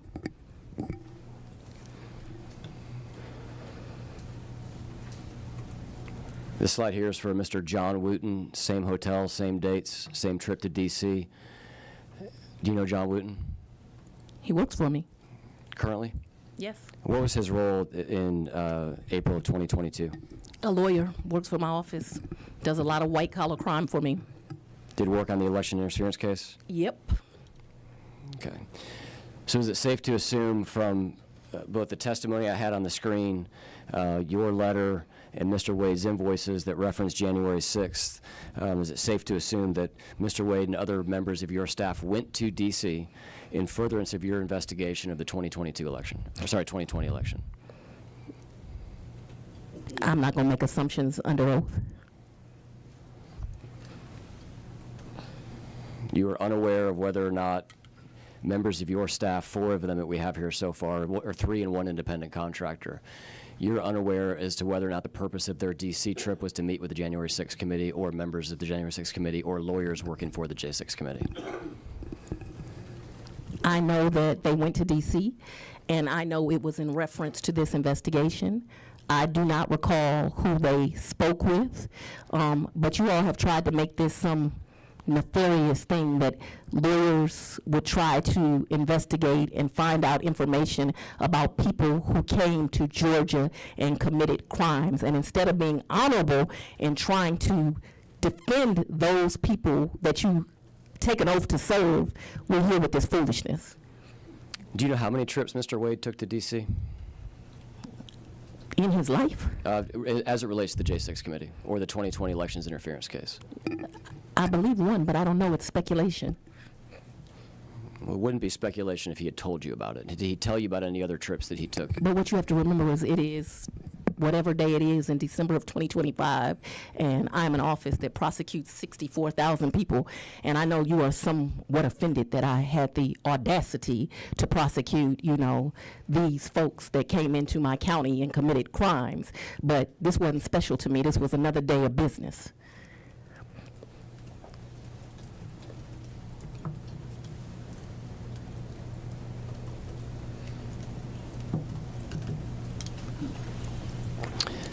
On the screen is another invoice from Mr. Wade, the highlighted section, and I'll just read it out loud. It says January 6th meeting and ATTY Conf. That's from November 16th of 2022. And then there's a second entry immediately below that, interview with DC/White House, November 18, 2022. Have you seen this bill? No. Are you aware of phone calls or conferences that Mr. Wade either attended or was a part in that relates to the J6 committee or the election interference case working with the J6 committee that is separate from the April trip that we just discussed? We didn't do much work with a J6 committee, so I've never seen this bill before. And I believe the only thing that we called the White House about was, did we have to go through the TUI process with that White House like we have to do with the Department of Justice. That's my recollection. That could be right or wrong, but we were trying to speak to people in the Trump administration, the first one. So I don't believe we had a lot of contact with the White House, so I'm not aware. You said you were trying to speak with people that were part of the first Trump administration in these travels to D.C., or are you just saying that more generally? More generally. Okay. And just to clarify, I want to make sure that I have the record correct here. You're unaware of who Mr. Wade I can't and the recall others those met levels of with? details. I know you want to take me back to 1948, where an African-American prosecutor can only prosecute certain types of people, but I prosecute and stand up for all victims that come into my circuit. When was the special purpose grand jury impaneled? I don't remember the date, but that's an interesting point. 2 grand juries said these people did these crimes. The date that I have And the is grand jury was made up of independents, Democrats, Republicans. 2. the date that I have is January 24th of 2022. Does that seem like it's within the range of being the correct date? So I already stated I don't trust you. I understand you're trying to run for lieutenant governor right now. Anything you want me to testify to, I'm going to need to see. Okay. Were you aware that in between the time of the special grand jury being sworn in and receiving evidence, Mr. Wade traveled to Athens, Georgia to meet with officials from the White House counsel's office? I don't recall. On the right-hand side here is the meeting that I reference. The highlighted section reads, travel to Athens, conf with White House How does this counsel. assist you in developing laws for Georgia? Because I believe the purpose that I'm here for is because you all need assistance in doing your job, and you want assistance with rules and regulations around how people should be a prosecutor. And it made sense to me that you'd come to the best prosecutor in the state to ask for some advice. But I'm confused as to how this assists you and what the purpose of me being here is. The committee has a broad purpose. I'd be happy to refer to counsel as to the overall purpose of the committee, but my question for you is, as it relates I to don't this think it's travel- relevant, so I'm objecting on relevance. She's asked and answered that. She's told you that the TUI process goes through the White House counsel's office. She's asked, it's been asked and answered. And it's your testimony today that the travel to Athens, conference with the White House counsel, as far as you were aware, was due to a part of this TUI process that the governor's referencing. I've testified, I don't recall anything about this, Okay. and I don't see how it's relevant to what your alleged purpose is. Now, your real purpose is to try to get elected, which I would say, Georgia, please, let's elect any lieutenant governor but this one. We'll get to your work trying to elect lieutenant governors in a second, Madam DA, but for now, we're talking about the I've done no travel work with to an DC. elected governor, but if I will do some work with this, I see that Counselor left you contract. alone today. I'm not And going- he is running to be Attorney General of this state. Madam DA, And we're he gonna is answer not the question. qualified to be such. By record, by this document where he put up a false document trying to prove that I met with the vice president, that shows you he does not have ethics. But there is Madam- somebody running for Attorney General that has been a state prosecutor, a federal prosecutor, a civil rights attorney, and a state's legislature. So if people want to vote for people that are ethical and actually have the experience to do the job, I'd say go donate now to Tanya Miller.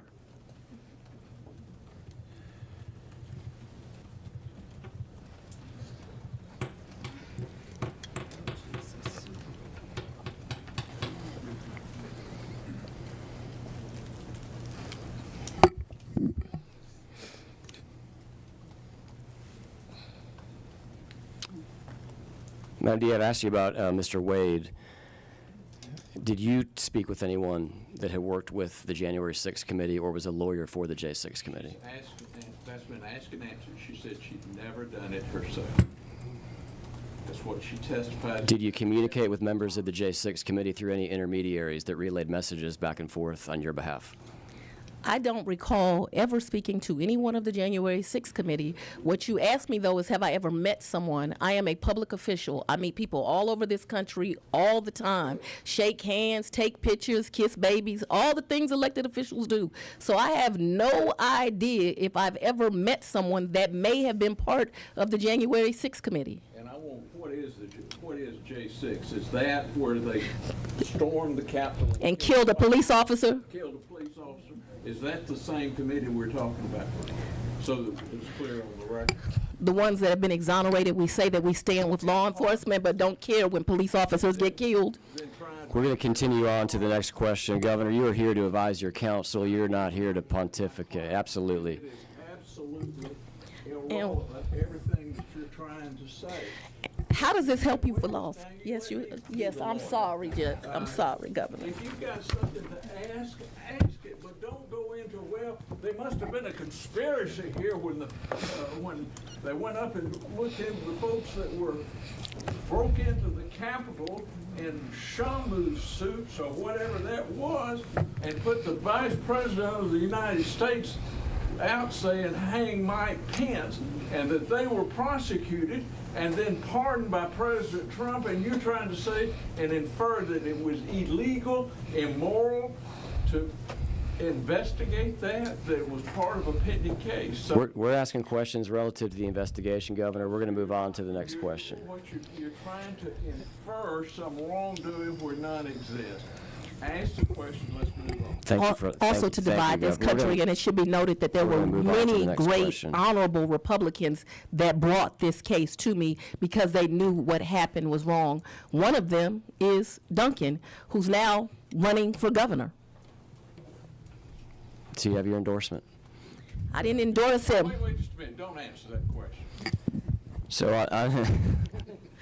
But I do Probably think it should be last noted that although you are trying to divide this country, that this country is not divided. Most people in this country are trying to do the right thing every day as they get up for work. Most people know when someone is murdered and victimized, you don't act as a depraved human being and tease them and their family in their greatest time of loss. Most people. So I want to talk about a little bit of a timeline as it relates to D.C. And just lay out a fact pattern here, and then I'll ask you a couple questions. On November 9th, then President Biden stated and was asked about President Trump returning to office, and he stated that we just have to demonstrate that he will not take power. If he does run, making sure he, under legitimate efforts of our Constitution, does not become the next president again. Are you familiar with that quotation from the president? That has nothing to do with this inquiry. If you want to subpoena President Biden, subpoena him down here. I'll come. I might even represent him. If he's got a fee. I hope he's got something left.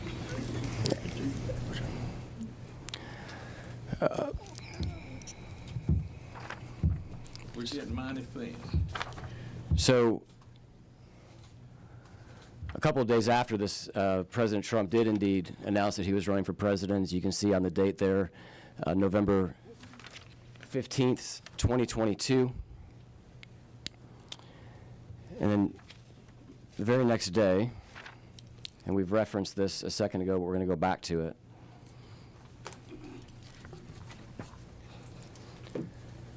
This helps you The very- develop the very legislation. next day- How? The very next day, there was a conversation between Mr. Wade. I'm sorry, there was an 8-hour, was described here as an interview with D.C. and the White House. Interview with who? It reads interview D.C./White House. It's on the screen. Ask and answer. They said that they had. No, I'm laying a foundation here, Governor. Don't answer yet. Let me listen to the question. On November 18th, the very same day as this 8-hour phone call with the White House, U.S. Attorney General Merrick Garland appointed Special Counsel Jack Smith. And around that same period of time, some news reports say the same day, but we know within 2 weeks of that time, Matthew Colangelo, who is the former third highest ranking official at DOJ, tendered his resignation to take a position in the Manhattan prosecutor's office, which would go on to also indict President Trump. He committed crimes a lot of places. And convicted by the jury of his peers. And you So- know, so you all on want to, November- no, on this is November- very on important. November You all want to intimidate people from doing the right thing, On- and you think that you're going to intimidate me. You all have been trying to intimidate me for 5 years, which is why I have not been able to live in my house for 5 years, because the N-word has been written on my house. thousands of threats have come to my office, and instead of doing some legislation, Madam when Chair, someone, we're just trying to get when you here someone to says testify something before the committee. inflammatory that you know is going to cause them to be the victims of crime, you ought to do something about it. But you see, I'm not Marjorie Taylor Greene. I ain't gonna quit in a month because somebody threatens me. I took an oath to do the right thing. People came into my community and committed a crime, and I indicted them. And rest assured, if someone else comes in my community and commits a crime, I will indict them again. The special purpose grand jury released its report just under a month after this time frame on December 15th of 2022. And said 39 people should Is be that- indicted, but in my discretion and looking at the evidence that was the most damning, I chose to only present an indictment to the grand jury of 19. And who knew? The citizens of Fulton County, Republicans, Democrats, Independents, non-politicals, all said these 19 people deserve to be indicted, and they were. The question was, the special purpose grand jury released its report just under a month after this phone call between Mr. Wade and the White House, just a month after, on the very same day, Jack Smith was appointed by Merrick Garland, and just a month after the third-ranking member of the Department of Justice left the Department of Justice to go work for Alvin Bragg, that date being December 15th, 2022. Is that the date that the special purpose grand jury released its report? I don't recall. Yes, don't answer that. And let me tell you, You don't recall? Does that? she said she did not recall. And to try to, everybody's a crook in your mind. Jack Smith. Well, there were some crooks. Well, I know, but They were on the indictment. So you reference your prosecutorial discretion and bringing these charges. I believe you say 50. You were talking kind of fast there. Was it 50 that you I say? said that the grand jury recommended that 19 people be indicted. It's there. It's part of public record. What I did was look at all of the evidence against each of those persons, and I chose to only put forth an indictment that talked about the 19 most culpable. Those 19 were presented to a grand jury. I just want to that clarify. grand You said 19 jury, twice. I just want to clarify your testimony. 19 people were indicted. Originally, how many were recommended? You said 19 for both. That's what I 39 mean. were recommended, 19 were presented. How many of the electors, there were 16 electors here in the Capitol that cast votes for President Trump, is that correct? I object. They were not electors. There were You six. talking about the fake electors that y'all sat in a hearing and listened to, many of y'all? In this same room? I was not in the room, but I'm referencing there were 16 electors who took part in that meeting. Is that your understanding? Why are you not offended that people came before you and lied? Were there 16 I electors? don't remember. Okay. How many did you indict? What does this have to do with you developing legislation? Because this is not relevant, so I'm going to object relevance. Where are we going? I thought this was supposed to be. I thought y'all needed some help. It was supposed to be about rules of conduct. And so now you're getting into where the electors met here and they weren't really electors, and how many of them got indicted, and why did you do that? We're here for far more. Wait just a minute. We're here for far more than rules of conduct. Process on why she chose to do so. It was presented to two grand juries. They returned an indictment on one because an investigative grand jury cannot indict, it can only investigate. And so, how is this to do with the conduct and legislation? I'm amazed that everybody's fixated that the election was fixed 5 years ago. We'll come back to this. We'll move on for a second. All right, let's move on for a good bit, maybe a half hour. Well, we'll see what you think of this next line of questioning, Governor.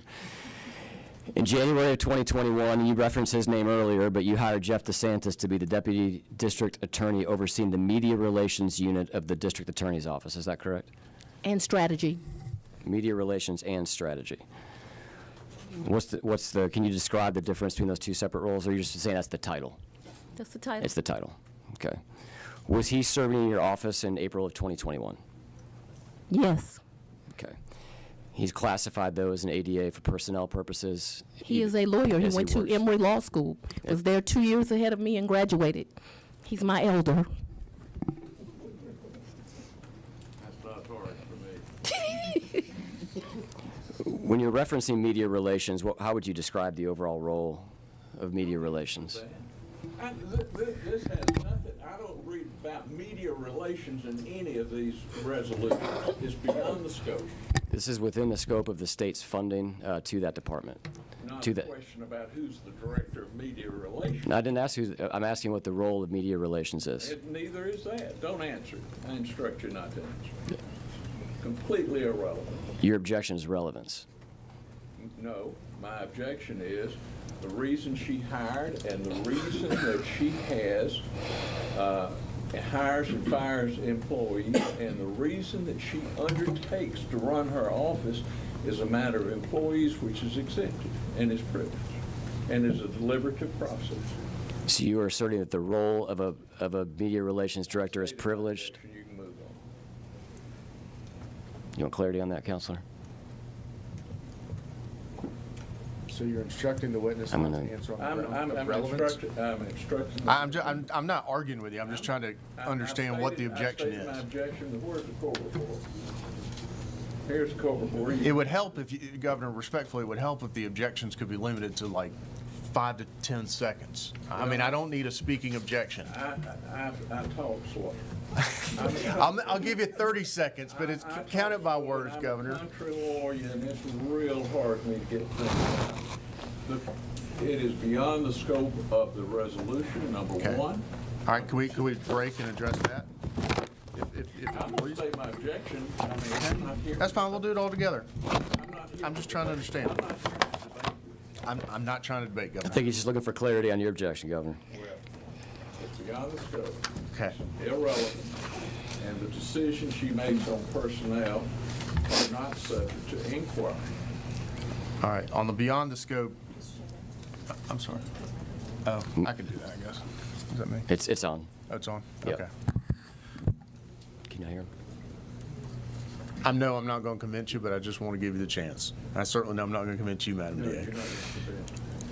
Whereas, this is lines 26 to 30 of Senate Resolution 5, whereas many have concluded that the conduct of District Attorney Willis has brought her and her office into disrepute. My office has brought myself into respect. Ma'am, I'm sorry. Wait just a minute. I'm, s- And so that is, I'm not done, Governor. okay, go ahead. Undermine public confidence in the fair, impartial, and The disinterested. public voted me again by 68% respect. Madam DA, I don't think that it's, well, you continued. I mean, I've got my second fundraiser email from you while we're sitting here. Did you donate? Impartial, I did early on when you ran against Paul Howard, and you know that. You selected the best DA in the country. I'm just here as a lawyer, ma'am. Fair and impartial, disinterested administration of justice by prosecutors across our state and cast significant doubt as to the purpose and validity of the charges of her office has brought in regard to the 2020 presidential election. Further, when you get to the language, the actionable language under powers and duties of the committee is hereby reauthorized to undertake legislative investigation into the issues mentioned above or related thereto. So I would submit it's broad. I presume that doesn't change your position, but I just, does not. okay. You say that it is irrelevant. You mentioned at the start of this that you were going to be able to object to privilege. Is it your position that relevance is a privilege that you're asserting? There's more than just privilege. It is also that it's beyond the scope. And what you've read me there is just confirmed that it's beyond the scope. Or related thereto when it speaks Or to? related thereto refers to the 2020 election. Correct. And both you and Madam DA have said that her decision to bring the case and how it was brought and who was brought against, the exact things the Court of Appeals talked about, those initial pretrial decisions, Correct. caused people to question and the fairness and of justice.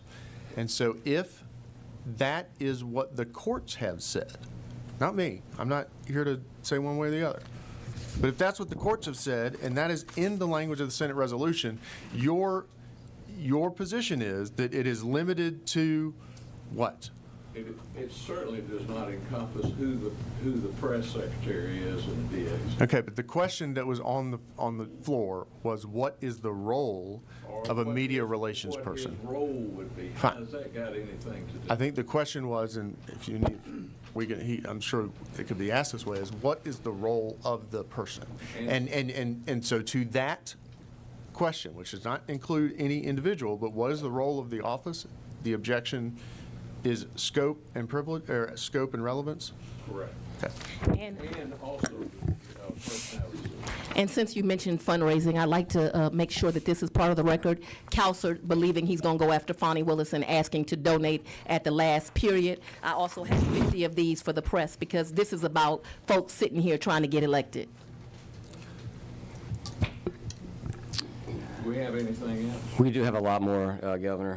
We'll take a lunch break just so you all are aware if you want to make arrangements at 12:30. I'd like to go straight through. We'll take a lunch break at 12:30. Madam DA, relative to your full-time employed staff, such as Mr. DeSantis, what rules, if any, exist relative to other work that they can do, either contract work or employment work, outside of your office? If it's an investigator and they're working a job, off-duty job, extra job, as most police officers do, the chief of investigations has to sign off on approving them for that work site, as well as the district attorney. So that is to the law enforcement that report to me, because, you know, I have a police department there, and so they have to get it signed off on that it's appropriate work. I don't like my investigators working at nightclubs, but they can certainly work at a store, or they like to work at State Farm Arena and things of that nature. If it's a professional that's not an investigator and not a lawyer, they're pretty much able to do whatever. Of course, they can't do it on my hours, but they can work whatever. And if it's a lawyer, prosecutors are not able to practice law doing that. If, you know, they were selling pies at Christmas, I probably don't care. Somewhere in between practicing law and selling pies, are there any restrictions besides that? None that come to mind. Okay. Are you aware of an entity called Critical Mention? I am. I'm aware that you all use it. What can you tell me about Critical Mention? Critical Mention kind of tells you when your office or an issue that concerns your community comes into the news space. It has been used as a device by my office to find witnesses. It's been used as a device to determine if there's a pressing issue among my constituents that they are concerned about, but it is basically an outlet that lets you know what's going on in your community. It's helped us find witness victims, and like I said, been used for security. Help me understand how it helps you find victims or find out what's happening in the community. What's the... You would be surprised, because people will complain about some issue. You won't know anything about it. Somebody got robbed. It brings cases to your attention. Because, you know, I'm not a small prosecutor's office. I'm a huge prosecutor's office, and so it brings things to your attention. I can't give you more than that. Are you aware of any other uses that your office uses Critical Mention for? I don't know all the uses. I gave you some. Okay.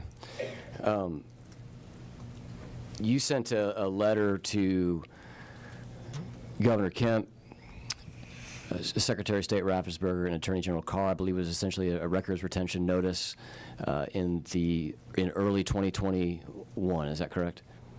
That is correct. Okay. I didn't want anyone destroying evidence. Not that they would do so intentionally, but I didn't want them to do it unintentionally. So on the screen is a report from Critical Mention that we referenced earlier. This report was in an email from Mr. DeSantis to you and someone who worked for you at the time. And this came the week after the time that the letter was sent. Which letter? The letter I just referenced to the governor, the AG, and the secretary. Mr. DeSantis's email states that the analytics graph is attached as PDF. The previous one I sent was for, quote, Fulton County District Attorney. This one is for, quote, Fani Willis. We are getting more coverage via your name than by title. This graph has the coverage value for the last week at over $150 million. That's obviously high, but even adjusting downward, it's still a huge number. And then what's highlighted in red here is part of the critical mention report that mentions mentions, which I'm going to just assume how often the search, which I think that he said this one is for your first and last name, what the audience was, which was approximately 6.3 million people, and then publicity value, which I think is what Mr. DeSantis is referencing when he references coverage value at $150 million. Do you recall seeing this report? I don't. Do you recall critical mention being used at all within your office to track the value of media as it related to the coverage of the election interference case? I told you she doesn't. She told me she doesn't recognize this chart. I'm asking generally if she, Never seen the report. this I don't report, I'm know. asking if you've seen any report. I don't know that I've seen any report, but I've definitely heard Mr. DeSantis say, that these numbers are always inflated. So yes, I've heard of it before. But you're asking me about a particular report. Have you seen this page from a PowerPoint document before? I've seen it. I don't recall it. Okay, this was also sent by Mr. DeSantis to your email, and here this captures a broader range of time. The first one, I believe, was for just a couple of weeks. This captures essentially the first 11 months of 2021, at which point in time those audience impressions have grown from the previous number of 6 million, if I recall correctly. The publicity value on the last one that we looked at was $150 million. This one is $637 million. Do you recall seeing any other report that was tracking the publicity value of your name, your work, or your prosecutions? I can never recall seeing a report. Does not mean I have not seen one. I do not recall seeing a report. But so that we're clear, I've heard Mr. DeSantis mention things that are along what you're talking about. This is an email from Mr. DeSantis dated around the same time frame as the first report, February 17th, and he's referencing now just the first search that he did, which was for Fulton County District Attorney. He lays out that name received $67 million, which he already said was more than your name. And he concludes his email by stating that even half of that value would be staggering. Right. He doesn't believe the numbers. He thinks they're inflated, and that's kind of what I reference him Sure. talking, that he doesn't believe the numbers. But he does believe that the value, whatever value, what value means, that we would all need to interpret there, but that even at half of the value, he believes that would be staggering. You're asking me to speak on, No, I'm just stating what I'm reading in the context here. how does this help? Well, now I'm going to ask you, as a public prosecutor, why would media coverage and the earned media value, either for your title or your name, be relevant to your job as a prosecutor? You'll have to ask somebody else, because I don't know the answer to what someone else is thinking. I do know that it has been very important to me, and it continues to be very important to me, that we are very transparent with our public about what we're doing, and that the media, when they're doing their job, it is important that they tell the public what the work is that we're doing, and that they tell them what the services are that we provide them, and that we are always here for them. So that is an important value. The first time, I don't want my constituency to see me, and this is something I say all the time, first time they get to know the Fulton County District Attorney shouldn't be when I'm locking up their nephew. That's not when it should happen. The first time they should see us is when we are out in the community doing service projects, whether that is I am in the schools. I am the only district attorney in the country that all year long I am in the schools with our children, making sure that we see them in the classrooms and not the courtroom. So that is me touching my students and their parents. The first time they see me is when I'm giving away book bags. The first time they see me is when we're doing Christmas drives or Thanksgiving drives. The first time they see us is so that they know that they are coming to an office that is a judgment-free zone. And I think it's why, and I have this for the media too, I have a 92% conviction rate this year.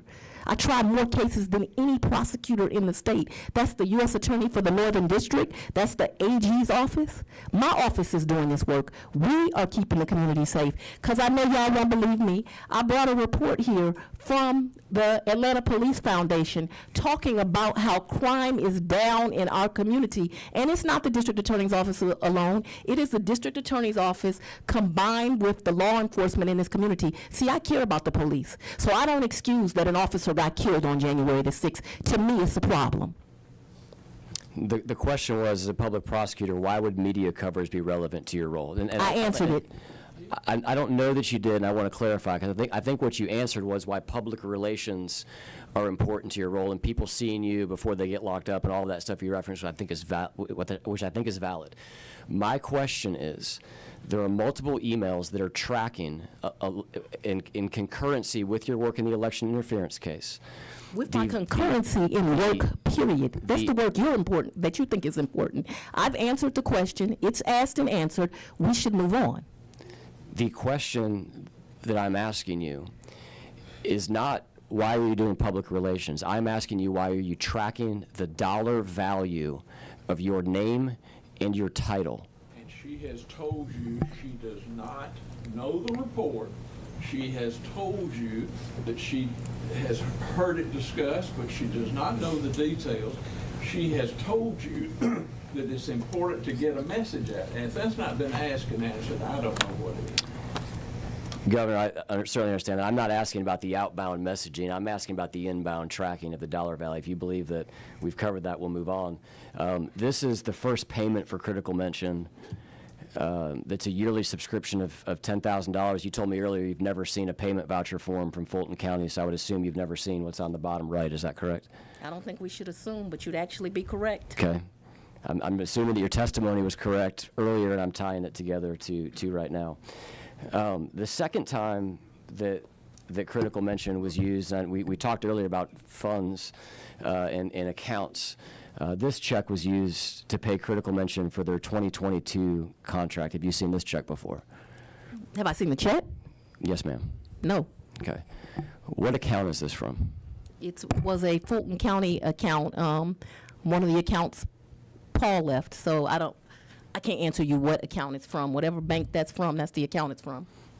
Just to clarify, you're saying Paul, you're referencing former District Attorney Howard? Yes, and you were absolutely correct. Former District Attorney, I believe it's from one of those accounts.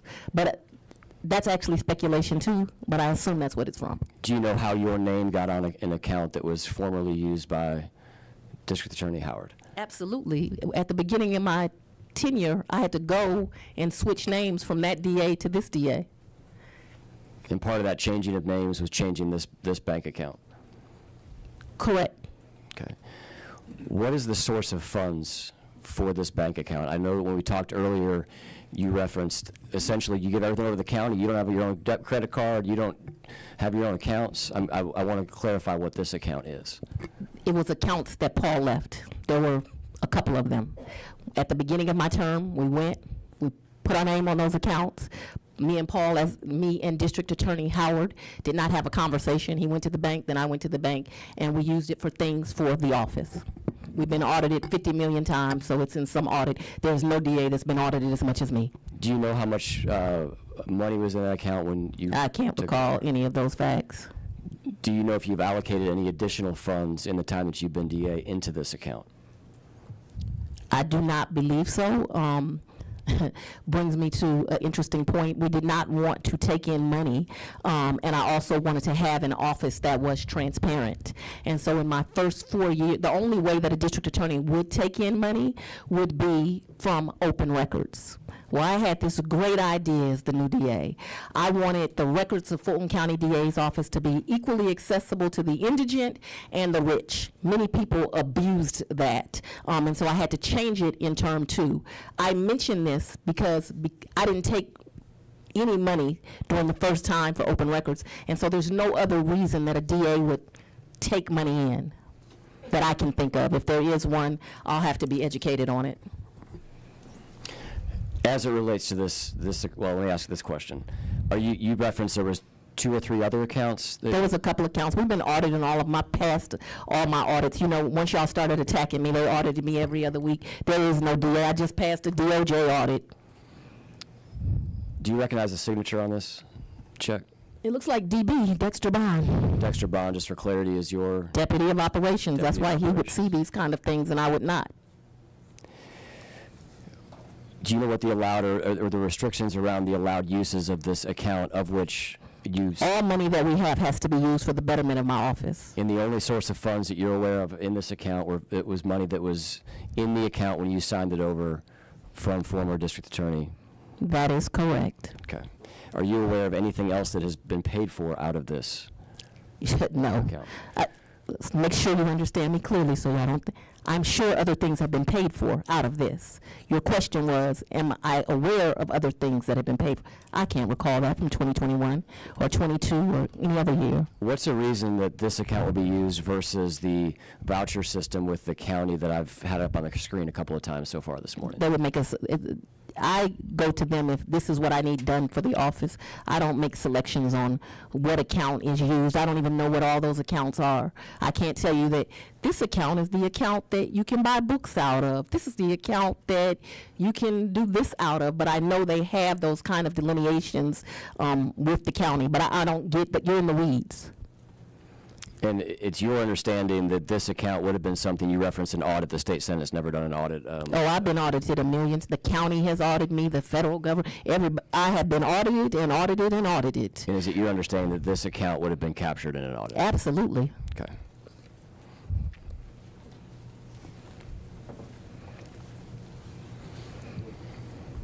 I was asking you earlier about essentially what I'm just going to colloquially refer to as side work that is done by full-time staff within your office, and I believe that you told me essentially you're not micromanaging. There's no prohibition on side work. Is that correct? Well, I told you specifically with my investigators, there is an absolute process. They cannot work as investigators or police officers because that is what they are. I think some people don't understand that in a district attorney's office, the investigators are sworn law enforcement officers with very great careers. It's something that a lot of them come to do after they've been police for many years. And we do have a sign-off process because I don't want my investigators to work at nightclubs. I know they pay a lot per hour, but I would prefer them not to do that kind of work, although I do allow them to do extra jobs. Most recently, as it relates to I will call it the larger story of the case recently, that was a ruling relative to an appearance of impropriety on this case. What are you talking about? I'm talking about the appearance of impropriety that resulted in your disqualification from the case. Prior to that, your office was investigating the now Lieutenant Governor, was not Lieutenant Governor at the time, Burt Jones. Is that correct? Well, wait. I don't understand the I question. don't understand the question either. Has your office ever conducted an investigation into then Senator or Lieutenant Governor Burt Jones as it relates to the election? How does that help you with legislation? Wait just a minute. Let me do my job. Yes, sir. Don't answer it as part of the deliberative process and returning it and not investigating, returning it. Is it not a matter of public record, Governor? But then why are you asking? I'm laying a foundation as you would call it. Well, why don't you skip along to the question? We're getting there. You're objecting to the It's a deliberative process. it's deliberative as to whether or not Lieutenant Governor Jones is part of an investigation. It is deliberative because we know it was part of investigation and he was indicted by or recommended by one and by a second one. But the reason he was indicted. I'm not asking for the reason he was indicted. So I believe that we can agree on the grounds that Lieutenant. What's the question? The question is the degree to which Madam DA was aware that Jeff DeSantis, while he was serving in the office, was the registered agent for a business named Charlie Bailey for Georgia. Okay. What's your question? My question is, are you aware that while he was employed by your office, Mr. DeSantis was serving as a registered agent and secretary of an entity called Charlie Bailey for Georgia? I don't think I knew that until now.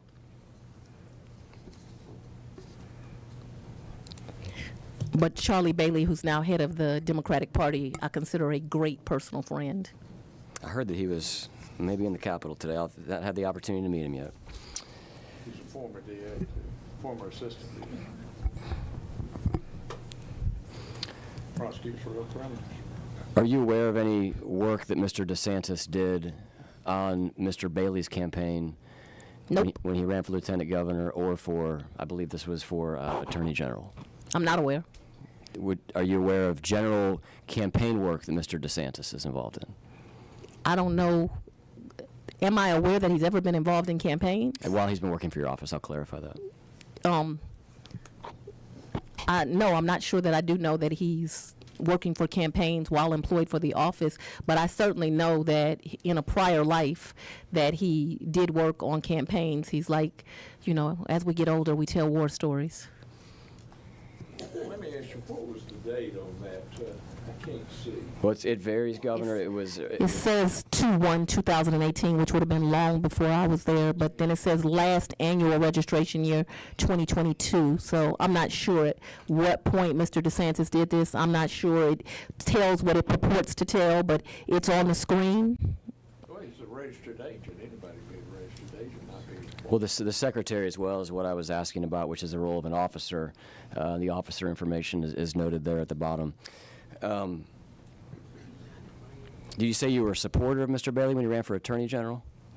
I said that Mr. Bailey was a friend. I think that was a cute little question you asked. But what I said was that he was a good friend. He used to be an assistant district attorney that reported to me when he was a younger lawyer. I was his supervisor. If you know Attorney Bailey, he's a white male, probably around 40 years old now. And I just adore him and his family. So you don't recall if you supported him for attorney general? I would support Mr. Bailey in anything he does. He has great integrity. Anything he wants to do, I'm here to support him. So you did support him when he ran for attorney general? She didn't. I'm trying to get to the core of the question here. Yeah, and tell me how we're investigating now because of this. If that's not beyond the scope, who you... Well, we know that Mr. Bailey there was a finding of conflict in this case, specifically relative to Mr. Bailey. I'm sure that part of that may have been to the campaign contributions that were made on behalf of the DA to Mr. Bailey, which is now on the screen. There was a fundraiser, I believe, that was the acute conflict that the judge recognized, and so that's what we're getting into. This is directly applicable to this case. I don't find it relevant. But he's a friend, and I gave him some money when he was running. And he used to work for me. And I'm asking people to give Tanya Miller for Georgia some money so we can get a good attorney general in here. Not a corrupt one that puts false things on screens. So Mr. Jones was a candidate for lieutenant governor, is that correct? It should be noted at the time of that ruling, which I still find to be ridiculous. Mr. Bailey was not running against Mr. Jones. He was running against Kwanzaa, and I can't remember his name. It was a Democratic race. But the ruling was found. I take exception with many of that judge's actions, but, I'll leave that for another day. At the time of the fundraiser that you did, it was in a primary, and you knew that whoever That's a great point. It was a primary. It was not a general. He was not running against Burt Jones. That was a fabrication of facts. He was running against Kwanzaa Hall. His name just came to me. You get older and you forget things, but he was running against Kwanzaa Hall, and I did a fundraiser for him. That is absolutely correct, and he need to give me some money back, $2,500. I needed contribution. Mr. Jones moved to have you disqualified from the investigation based on your fundraiser. Is that correct? Yep, and that's something else that I'd like y'all to take up as a legislative body. I think that when judges rule on things that are directly in the favor of legislatures, we should have a bar of when they can be appointed to the next bench, because I'm watching a lot of judges in my career do things in an effort to kind of say, pick me, get promoted, and I think that it would be some good legislation of this body and of the legislature to say that if a judge directly rules on something in the favor of any legislature, it should bar them from being promoted. That'd be some legislation, since y'all want some help with legislation. And Judge McBurney granted the motion to Mr. Jones to have you disqualified. Is that correct? Correct. And then surprise, surprise, Scandalakis dismissed the case. We're going to get to Scandalakis in just a second, but Judge McBurney said that it was, quote, a plain and actual and untenable conflict. Is that correct? He did. Okay. He described it, I believe, in oral commentary and stated that he regarded the optics were horrific, described it as a what were you thinking moment. The and then left circuit ultimately- described McBurney as unethical. We're going to talk about, people pontificating. Is that what we're doing here? I'm just laying, we're going through the just fact telling you some pattern history. of this case. And then, as you referenced, Mr. Peter Scandalakis, as head of PAC, continued the investigation after you were disqualified. He concluded the investigation did not further warrant further action after interviewing Mr. Jones 4 times and reading your entire file, among other things. Did you give your entire file? Mr. Scandalakis has never read our entire file. When he just dismissed his case, there's no way that he read the entire file. There's no way that he reviewed all the evidence. It's no way that he interviewed witnesses. But as counsel set up, shitting and grinning in front of the media saying, oh, we know this case going to be dismissed. I bet you do. Are you familiar with a company called Canal Media Partners? It's my fundraiser. I think that's the name of my fundraisers. No. Canal Media Partners is who I pay to do filming or something. It's somebody I pay. On the screen, we've got your 2024 summary from the State Ethics Commission page, and Canal Media Partners is listed as the second highest paid expenditure of your successful DA campaign. They do great commercials. Use them. To the tune of $527,000. It's my understanding from looking at their website that they do media buying, among other things. That's why I won by 87%. And there's a gentleman by the name of Mr. Chris Hutman who It's brilliant. does work for you. So you're familiar with Mr. Hutman. He is brilliant. What does Mr. Hutman do? He buys media space. And if you're an elected official listening, you might want to hire him because he is able to go and find you the best rate so that you can get the best media. So really the best bang for their buck. Don't mean this to be a commercial, but I did win by 87%. You might want to work with him. His LinkedIn shows present work with or employment at. It doesn't clarify either, but it shows that he's been at Canal, which we've talked about for the last 13 years. And in a company called 2020 Insight, LLC, for the last 15 years. Are you familiar with a company called 2020 Insight? It sounds familiar, but no. I might have paid him. I just don't remember.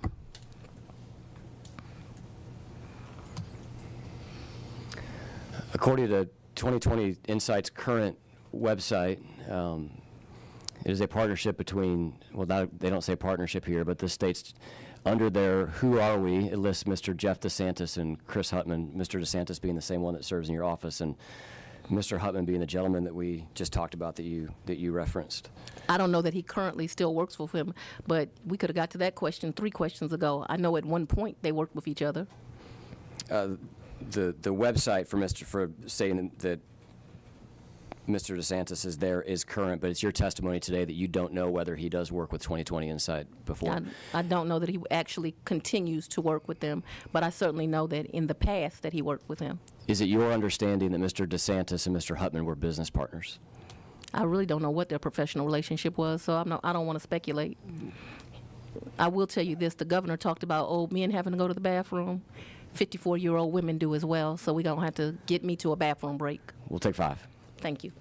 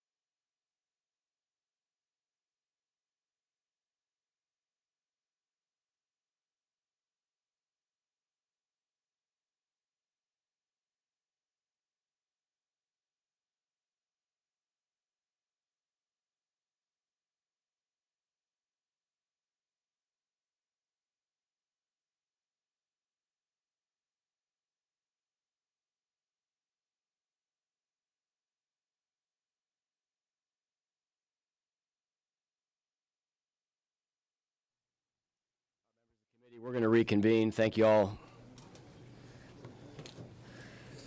for your time this morning. For those of you at home wondering why I've been the only one answering questions, the committee policy for the duration of this committee under the leadership of Chairman Cowsert has been that questions would come through the chair of the committee. And so that's what I've been doing so far this morning. And then in conjunction with that, any questions from the minority party would go through the minority leader or an individual designated by the minority leader. And Leader Jones is here. You've indicated you will be asking those questions on behalf of the minority party. And with that, I'm going to turn it over to Leader Jones. And that has to be pretty brief. Hopefully we're near the end here. Madam DA, nice seeing you. Good afternoon. Good afternoon to you too. I do have one quick disagreement point with you. As a fellow person from the MEAC, we all know that South Carolina State University is actually the university.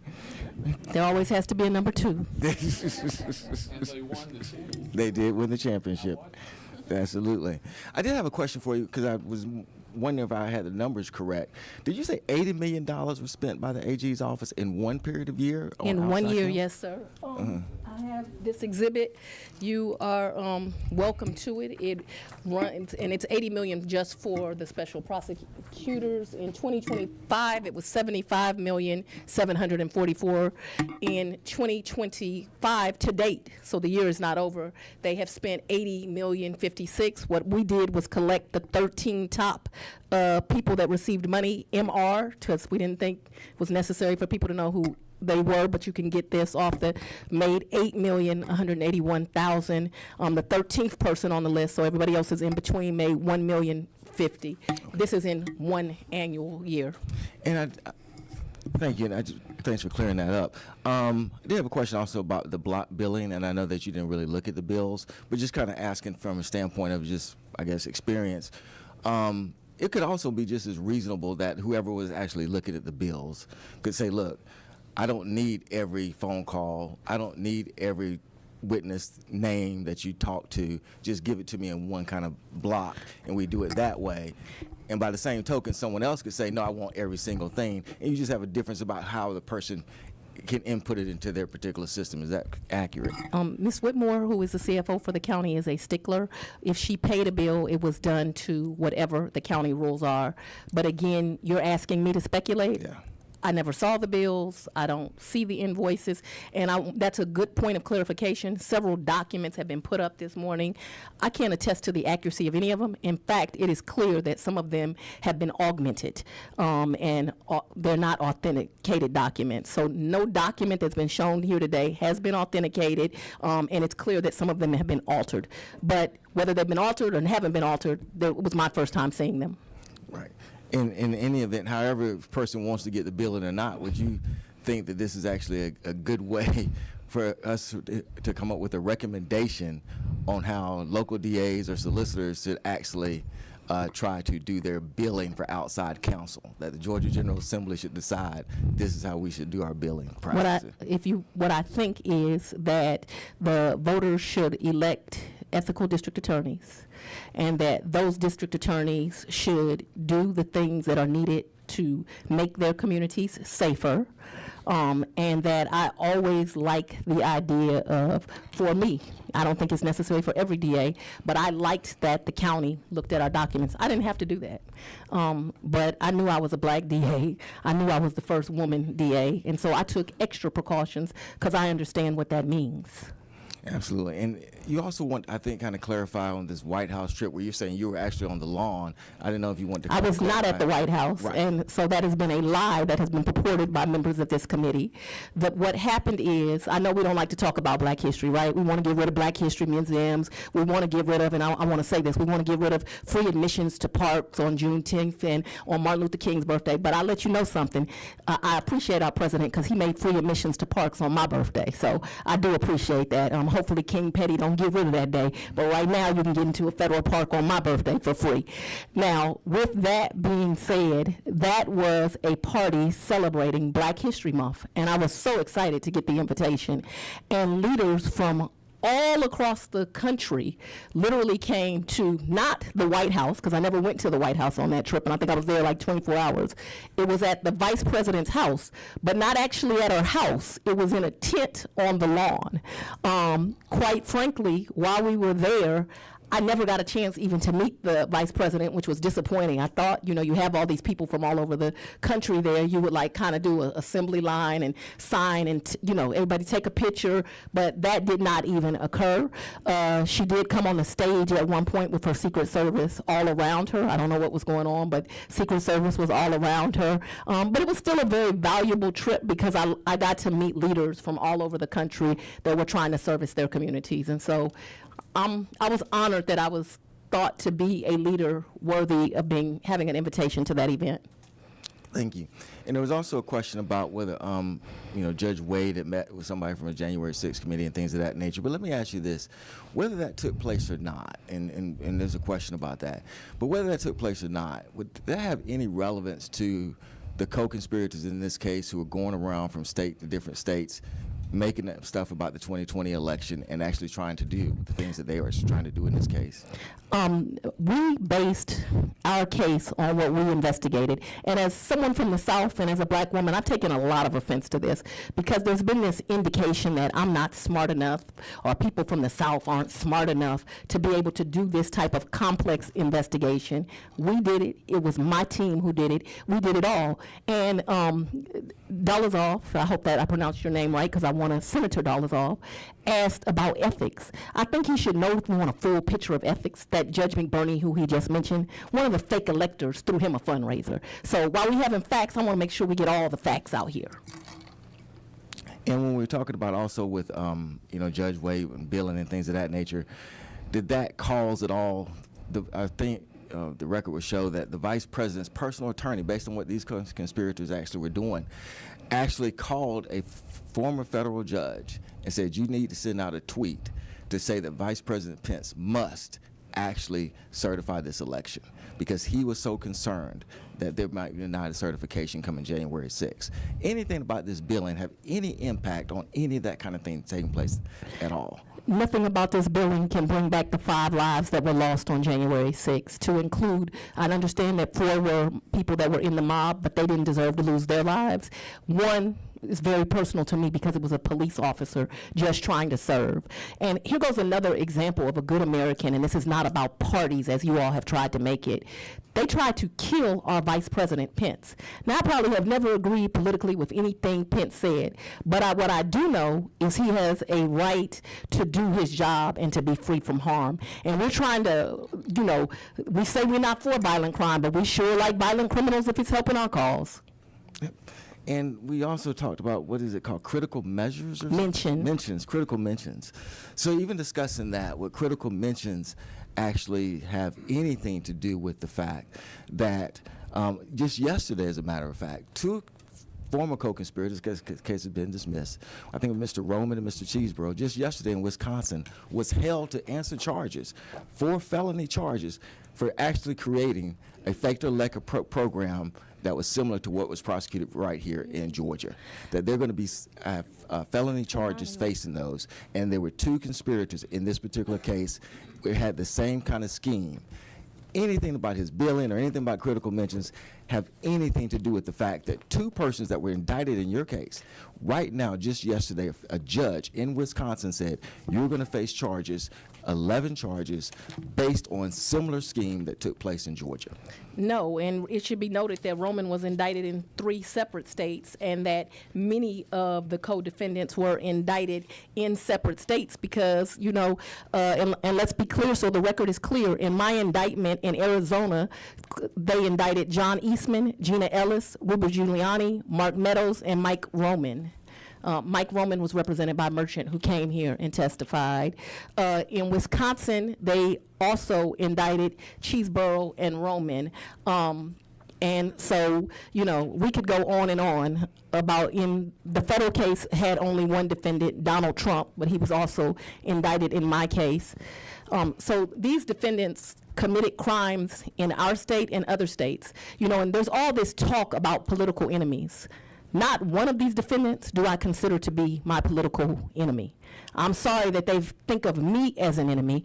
I guess they don't know that their job is to serve me, to work for me, to make life better for me and my family. But they are not my political enemy, and I actually pray for them because I see issues. And also within Wisconsin, the quote-unquote fake electors there actually got sued.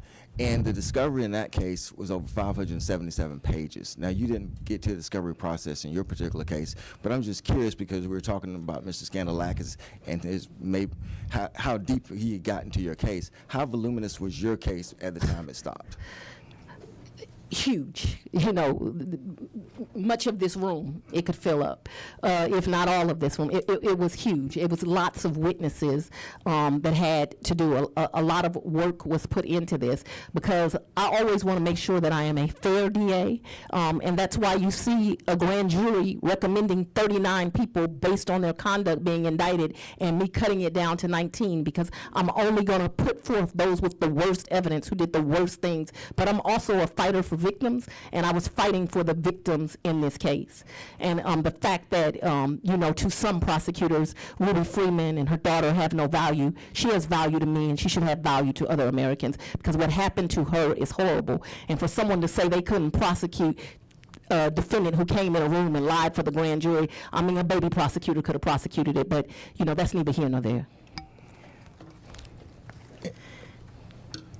And lastly, where we're talking about billing being correct or things of that nature, or critical mentions, does any of that change the impact, I think, what these co-conspirators were doing based on the indictment, that the ultimate goal was to overthrow the 2020 election? That was the ultimate goal. And we've had people that are supposed to be leaders that instead of being leaders are just cowering down. This country needs leaders, not cowards. I don't have anything else, Mr. Chair. Thank you, Leader Jones. I've got a few more questions here. Some of this, Madam DA, will be a little bit more, philosophical manner. I want to get your take on some of the testimony that we've had prior to your arrival around some of the state laws. You've shared some of your thoughts already on some of those things. But one thing that we've talked a lot about in the committee is the use of special purpose grand juries. Can you, for the benefit of those watching, outline the difference between a grand jury and a special purpose grand jury? Special purpose grand jury is for the purpose of investigating. They are not legally allowed to put forth an indictment. And so that is what a special purpose grand jury is for. So, and you referenced this earlier, the process of going to two grand juries. In your case, with the use of the special purpose grand jury, you went from that special purpose, which was used for investigatory means that you mentioned, and then ended up ultimately with a grand jury. Is that correct? That is correct. Okay. It's been described to me that a grand jury exists to essentially put a check on prosecutorial power, to require the prosecutor to have to prove some element of grounds to bring an indictment. Would you agree with that statement? It's one way to phrase it. How would you phrase it?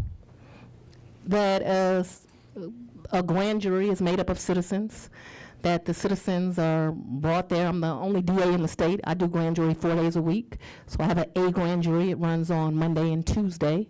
And I have a B grand jury. It runs on Thursday and Friday. And we bring forth cases to the grand jury. We're usually law enforcement, but sometimes lay witnesses testify. If the grand jury finds that there is adequate evidence, they will put forth an indictment. It should be known by the general public that not all felonies require an indictment. Some of your lower level felonies you can do by accusation, just like you could do a misdemeanor. But for any serious felony, you need to go to the grand jury. You may have touched on this, and I'm just going to ask you to, in the context of this conversation, outline it again if you don't mind. What was the reason for the use of a special purpose grand jury in this election case? To investigate, to make sure. I took this matter very seriously. I was not just going to charge people with a crime before I found evidence. And sadly, a lot of people in government, the governor and other officials, refused to testify unless they had a subpoena. Well, I can't get a subpoena unless I have a special purpose grand jury. And so we served them with subpoenas, and they honored their subpoenas, and they came forward. So with the grand jury for out-of-state witnesses, there's no way to get, for a regular grand jury, to get a subpoena? For a regular grand jury, but by the time you're before a regular grand jury, you're indicting. And I didn't go into this case knowing that there would even be an indictment brought forth. Tell me about a material witness warrant, what the process is to get one, and when one would be used. When someone won't cooperate, you have to go get one. Do you have to get one for all out-of-state witnesses unless you're using a grand jury? I'm sorry, a special purpose grand jury? You can get a material witness warrant for a witness in a trial. We have had to get material witness warrants for someone in a trial. So I don't know that I understand your question, but basically when someone will not cooperate, it requires you to go get a warrant. Typically, you have to send someone to that state. They have to testify as to why this person is material. Then the judge there makes a determination, yes, they are material. They sign the warrant, they come down. That's very brief, but that gives you kind of the gist of what a material witness warrant has been used. I've used them many times in my career. My understanding is essentially you need two judges. What sounds like one's the out-of-state judge, one would be a Georgia judge to compel that testimony. Is that accurate? Because they have to make a determination that it's actually material. And with a special purpose grand jury, you have the ability to send essentially a letter and a warrant to whomever you wish and compel them to testify without the process of going through the material witness warrant. Is that accurate? Yeah, again, we're getting into the weeds. We needed a special purpose grand jury because I need to be able to issue subpoenas. So you can issue subpoenas from the grand jury to bring the people there to testify. And so if you're asking that we do that process, you know, we fought in every court in this land. Lindsey Graham took us all the way to the Supreme Court of the United States, who unanimously, I believe, I think it was unanimously voted that he would have to come in to appear. We are getting in the weeds, and just indulge us because we do need to.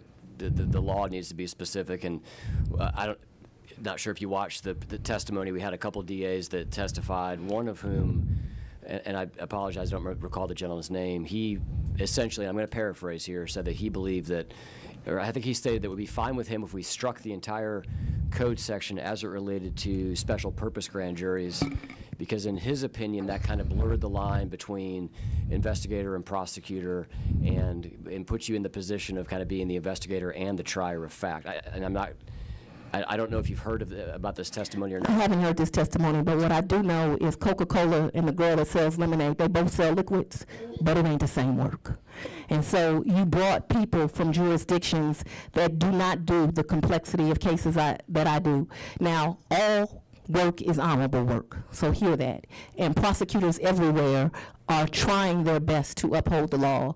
But to get somebody from a jurisdiction where they got 15 lawyers and, you know, they bring a grand jury once every 6 months, and to ask them to discuss my work where I'm running grand jury 4 times a year and 12,000 new felony cases. 4 times a week, and, you know, 12,000 felonies a year is the most complex cases, you know, that this state sees. I don't think you were talking to people that you should have been. So I disagree with him, and I don't even think he has the ability to comment on the work of the Fulton County DA. Well, in fact, and I noticed that you didn't bring any diversity here when you brought witnesses. You brought all Republican, Caucasian people to come and to tell you about my work. I don't need Daddy to tell me how to do my work. I know how to do my work. Yeah, I don't recall any of the DAs that came commenting on your case at all or your work at all. It was more so trying to get a broad swath of the state, somewhere from. But it would be like me telling you how to run a DA's office in a rural community. I don't know. Well, the challenge for us, Madam DA, is we have to write laws that do give respect and deference to the reality that there are larger jurisdictions like yours, and there are smaller ones, and there are a lot of DAs around the state that have to follow the same law. Well, that brings us to another law. When you all are trying to decide the salaries of district attorneys, you surely should not compare those that have my volume of work to those that have smaller jurisdictions of work. Now, I know it brings ire to some, that is the Democratic DAs that keep most of this state safe, but the reality is they run the largest jurisdictions. They happen to, in most cases, be minority, and they deserve to make more money. Mr. Chairman, may I know that I'm just advised, but could I, since I was here when we did investigative grand juries and all, could I explain the difference? Governor, I think we'll defer to you, not because you were a governor, but because you started your illustrious career in the Georgia State Senate. Well, I started as an assistant DA. Well, your first elected role. was in this chamber. When a grand jury, and there are lawyers everywhere that do not understand this. When a grand jury, you present a bill of indictment or a special presentment, you can do it either way, to a grand jury, then there has to be laid before the grand jury a specific bill of indictment alleging facts, circumstances, and the defendants. And you just can't use a regular grand jury to say, well, we need to investigate this. The law goes back to the common law. It has to be an indictment, perfect in form, laid before the grand jury, charging a specific person with a specific crime. So there is no way for a regular grand jury to investigate, unless they are given some civil investigation powers, for example, the jail, things like that. But in a criminal case, the case has to be made on that bill of indictment. So in a investigative grand jury, and they're rarely used, but investigative grand jury says something went wrong here, and I don't know exactly who should be indicted, and I don't know exactly what they should be indicted for, but it deserves investigation. And where a grand jury may be drawn and is set in statute, an investigative grand jury requires the additional step, so that it won't be misused, that the additional step that, in fact, it must be approved by not only the district attorney, but the chief judge. Not that I'm trying to instruct you on the law, but Remind me, Madam DA, how many times in your career as the DA of Fulton County have you employed a special purpose grand jury? Once. Okay. Chairman Calzert, who obviously I've said before can't be here today, he has contemplated this concept of a statewide grand jury. And one of the things that he and I talked about was just getting your thoughts on whether it's appropriate for the Fulton County DA and Fulton County grand jurors to have sole authority and responsibility essentially for prosecuting all state-level officials, simply because the capital is here in Atlanta, or what your thoughts might be on with that resting with the Attorney General and a local municipality. In this case, that would be, or a local jurisdiction, which would be your office. And that's the real issue.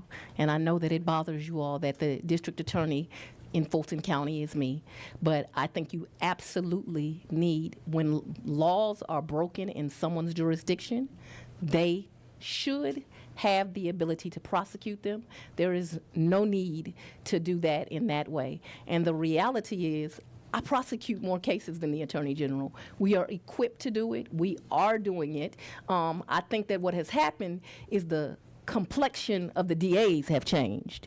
And so now there's all this concern. Now we need a QAnon committee, the oversight committee y'all have come up with.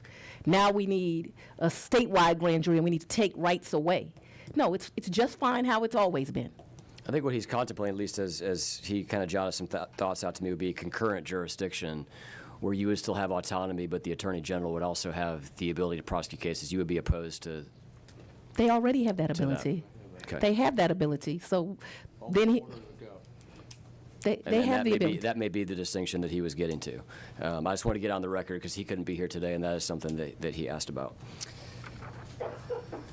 We heard from, and I'm just going to summarize this because I know we are getting short on time. I do want to talk about federal grants because it was discussed in this committee. Did you hear me say I just passed another audit? I did hear you say that, I believe. But asked and answered, I believe, as y'all would say. And I don't think you gave us this number, but what's a ballpark number of federal grants in an average year of what y'all receive? Is it hundreds of thousands? Is it a couple $1 million? Is it? I don't know an exact answer. I can tell you we do excellent work with our grants, and because of the current administration, not just in my office, but all over the country, people are losing valuable grant money to do the work of the people, and that is going to require some work of the legislature because the state's going to have to kick in more. This year alone, I lost 14 employees as of September 30th because not as many grants are being given. Grant work that just does excellent things for community. And the grants, so that we're clear, they're actually not the Fulton County District Attorney's grants. They're not the Atlanta Judicial Circuit's grants. They are the grants of the county. So they are not my grants. So that's a misnomer, slang.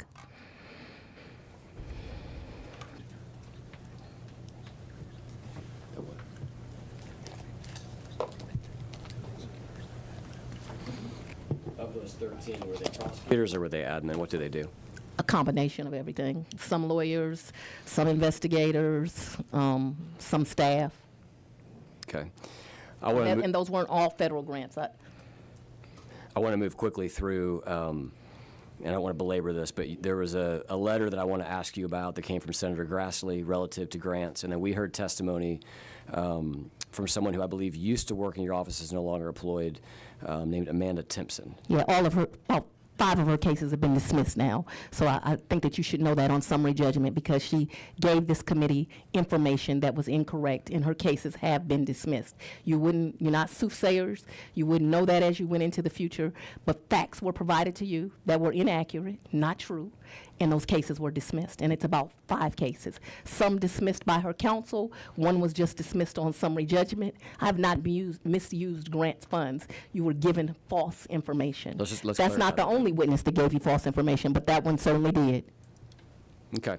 And I'm going to kind of cross-reference a couple of things that was the testimony from Ms. Timpson. I also reference a couple of things in the letter. The letter specifically notes that your office received $500,000 in 2020 to open a youth empowerment and gang prevention center. You know I wasn't the DA in 2020. Correct. I'm just going to ask you if the money for the grant has been used for that purpose, to your knowledge. I wasn't the DA in 2020. I can't speculate. After receiving Mr. Grassley's letter, did you have the opportunity to look into the use of that I don't $500,000? believe I did. I don't think I responded to Mr. Grassley. Okay. The letter highlights a report that roughly $89,000 of those funds have been diverted to what is known as the Offender Alumni Association. Is that report accurate to your knowledge? I don't have any knowledge, and I'm not going to speculate. Okay. When Ms. Timpson was here, she previously testified that she discovered that the office was using these grants and expenses that were not eligible for the grant. Specifically, she mentioned swag, computers, and travel.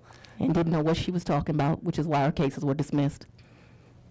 So is it your testimony that the funds were not used for swag, travel, or computers? Let me speak specifically to the one that I know about. Okay. I bought a computer for a grant employee. I did not use grant funds to buy it. I can, which I do with all my grants. It's never enough. So you always do things to support the people working on the grants. But what I can tell you is her cases were dismissed because they had no merit. One was just dismissed on summary judgment. She testified that she had brought this to your attention in late 2021. Do you recall that conversation? I do not recall it. What I recall is Ms. Timpson being a troubled employee that did not do well at the office, that I moved her. I remember she was one of those people I interviewed. I remember feeling terribly sorry for her because she's got a tragic story.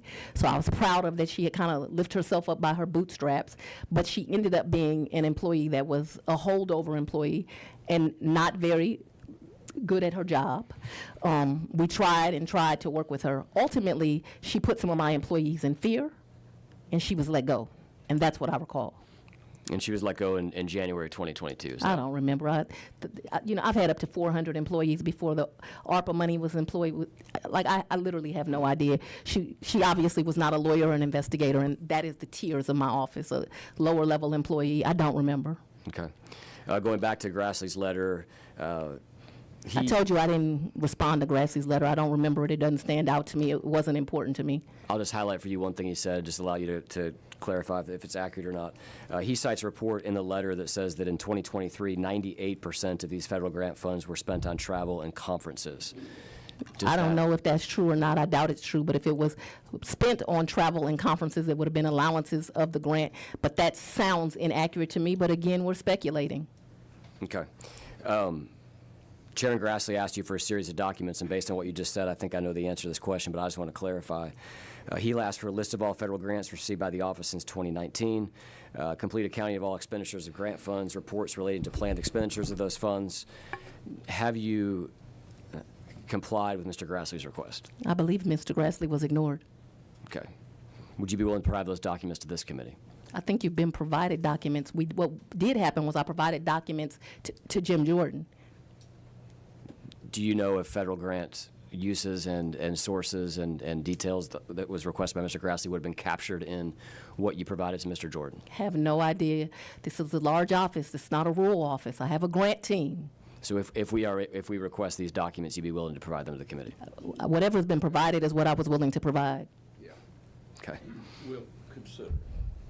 But I think it is included because I went to Washington on the Jim Jordan committee. Can you say that one more time? I went to Washington on the Jim Jordan committee twice. And not only did they have all the documents, they sent another team of auditors down and they said everything's been correct. I just passed a federal DOJ audit this week. The Fulton County Ethics Code was amended in April of '24 to clarify that it includes elected officials. Is that your understanding? I have no idea what Fulton County did. That wouldn't apply to her. Yeah, I'm not a county elected official. I'm a state. She's a state elected, Right. not a county. Okay, so your position would be that the county ethics code, anti-nepotism code that they updated to include elected officials, when they expanded that scope, that would not include you. That would be your There's position. county electeds and there's a state elected. I am a state elected. Okay. I represent the Atlanta Judicial Circuit. Does PAC have any sort of model language around either internal ethics codes for your office to use or any sort of anti-nepotism You have to ask Pat. language? Are you aware of I'm not. anything that PAC has provided? Can you provide the committee with any sort of internal ethics guidelines that you have, as well as any sort of anti-nepotism policy that your office has in writing? You know how to subpoena them, we'll consider and decide whether it's relevant to the inquiry or whether it's privileged or whether you've already received it. Okay.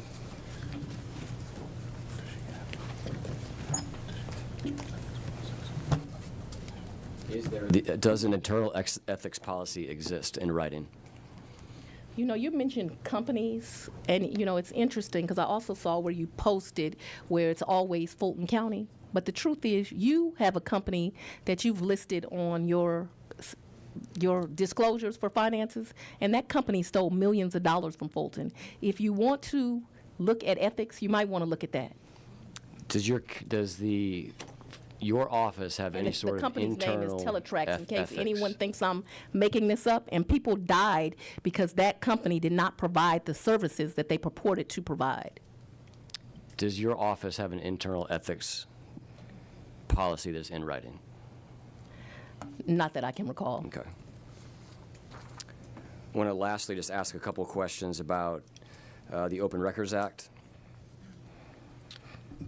Let me tell you something. I have a 92% conviction rate and a 92% clearance rate with open records from January of 24 till November 30th of 2025. I've gotten over 1,600 open records requests.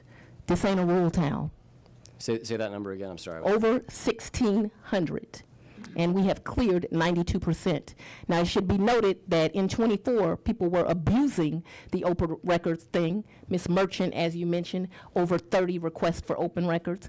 Lots of people were abusing it. And it troubles me that in 25, I have to now start charging people for open records because I realize people will abuse it. But 92% of the open records requested, we have cleared. Can you define cleared? What do you mean when you say cleared? They've asked for documents and we've given them to them. Okay.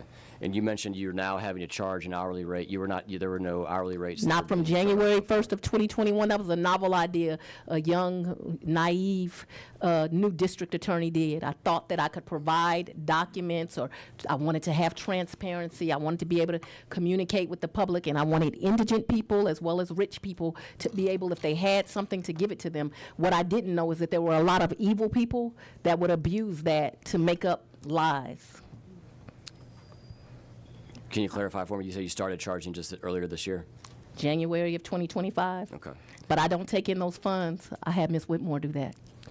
Prior to your getting sworn in, did your office charge for open records requests? I believe the prior DA did charge for open records, but, you know, when you become the new DA, you have new ideas. One of my new ideas was I wanted to offer this level of transparency to my constituents. It was Okay. abused by people all over the country. You referenced certain individuals abusing the process. Absolutely. When you said 30, just to take the example of Ms. Merchant, just since she has been before the committee, you said she filed 30 open records requests? In what More period? than 30. It was 30 it was a little bit in excess of 30. Yes, I did say that. Over what period of time? I don't remember.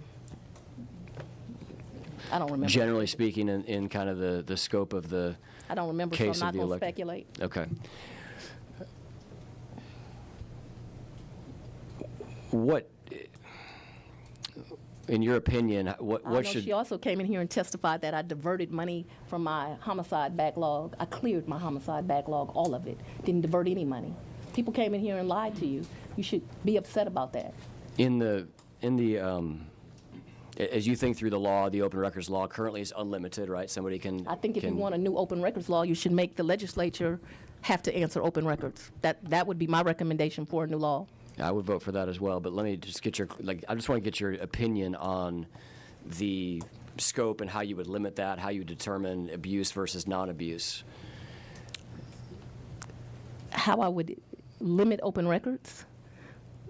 Is that what you're asking me? Yeah, if you were to take an extreme case, right, if you say 30, I think... I don't think that district attorneys should actually be subject to the open records, but if they are subject to the open records, obviously attorney work product should not be subject to it.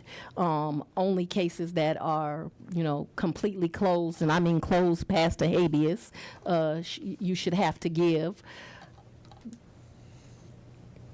Help me understand why you don't think you should be subject to open records. I would agree with you that the General Assembly should be. Judges are not subject to open records. Do you think they should be? Did I think judges should be subject to it? Not their work product, because judges also have work product. But I think they should be akin to DAs. And do you think that DAs should be akin to the legislature, or you think that the legislature should be akin to a county commissioner?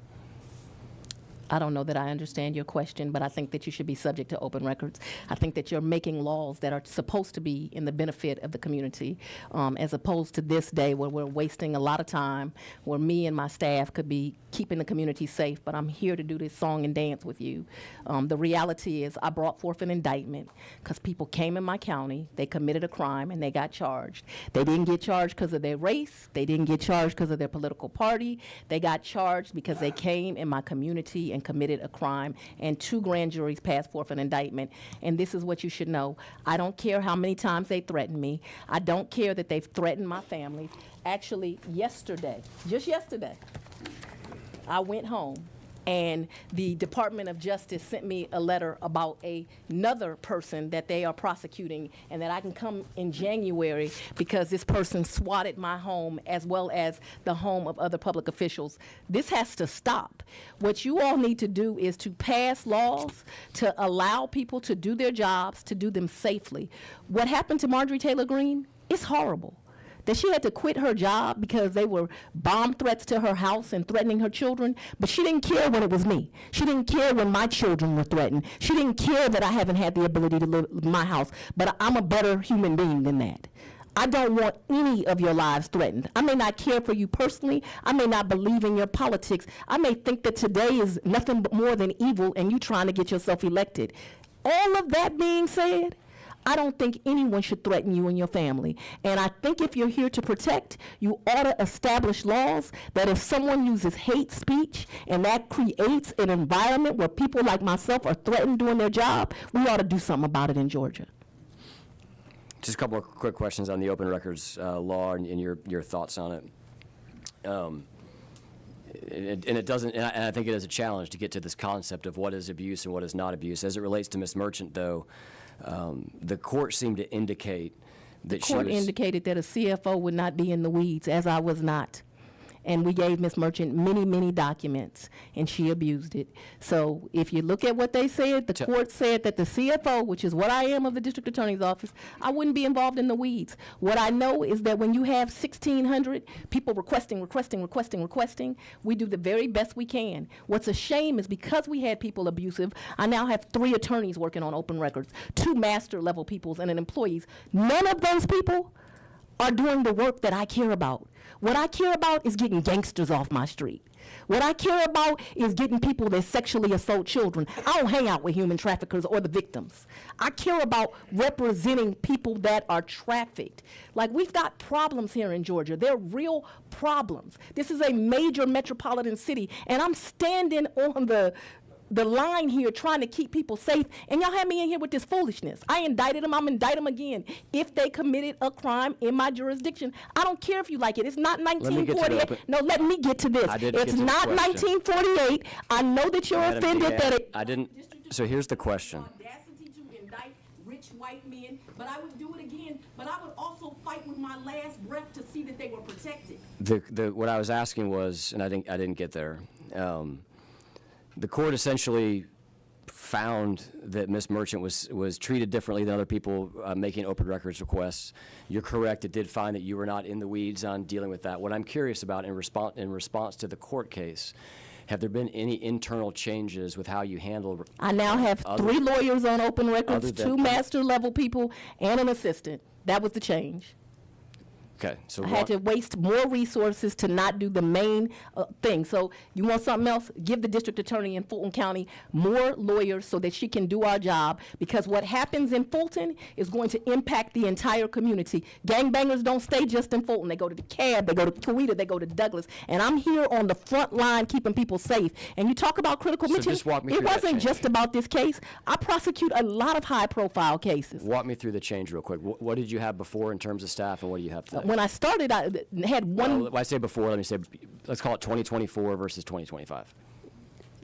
I've increased staff. I now have 2 special assistant attorney generals that work on it. I have two special assistant prosecutors that work part-time on it. I have right now 2 lawyers that work on it full-time. I'm bringing a 3rd one in. I have 2 master level people that work on it. When I first got there was 1 lady with a master's degree. We've had to expand and expand and expand for this foolishness. And what I'm supposed to be doing, and my main emphasis, what I focus my day-to-day on, is making sure I lock up murderers, making sure I lock up sexual offenders, making sure I lock folks up that are dangerous. And I also spend my time on making sure we have programs for people so we can turn their lives around. Which is why I got a 92% conviction rate. I must be doing something right. Leader Jones, I've asked a couple of questions since you've had the opportunity to ask. I want to defer to see if you had any questions you'd like to ask before we wrap up here. Let me turn your mic on. One final one, you kind of touched on it, and that was, at the end of the day, this case here, this conspiracy case that took place, why did you bring this case? Because folks came in my jurisdiction and broke the law.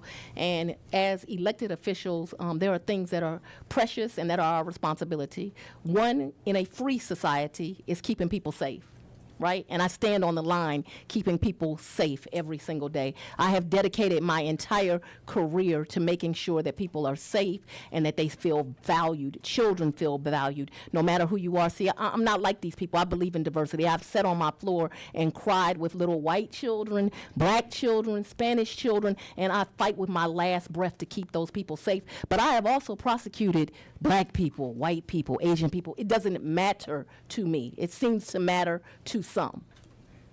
So I brought this case because they came in this jurisdiction and broke the law.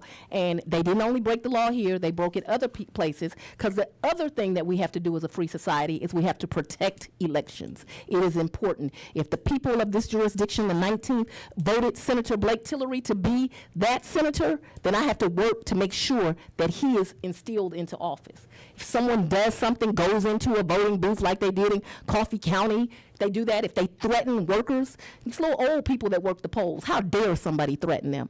And how dare you all not take that to be important? Is it not important because it was an older black female? It ought to be important to everybody. That's who you all are here to protect, those that cannot protect themselves. And I'm willing to stand on the line so y'all can keep threatening me, keep bringing me to these committees, keep auditing me, and I'm going to keep doing my job with excellence. All right.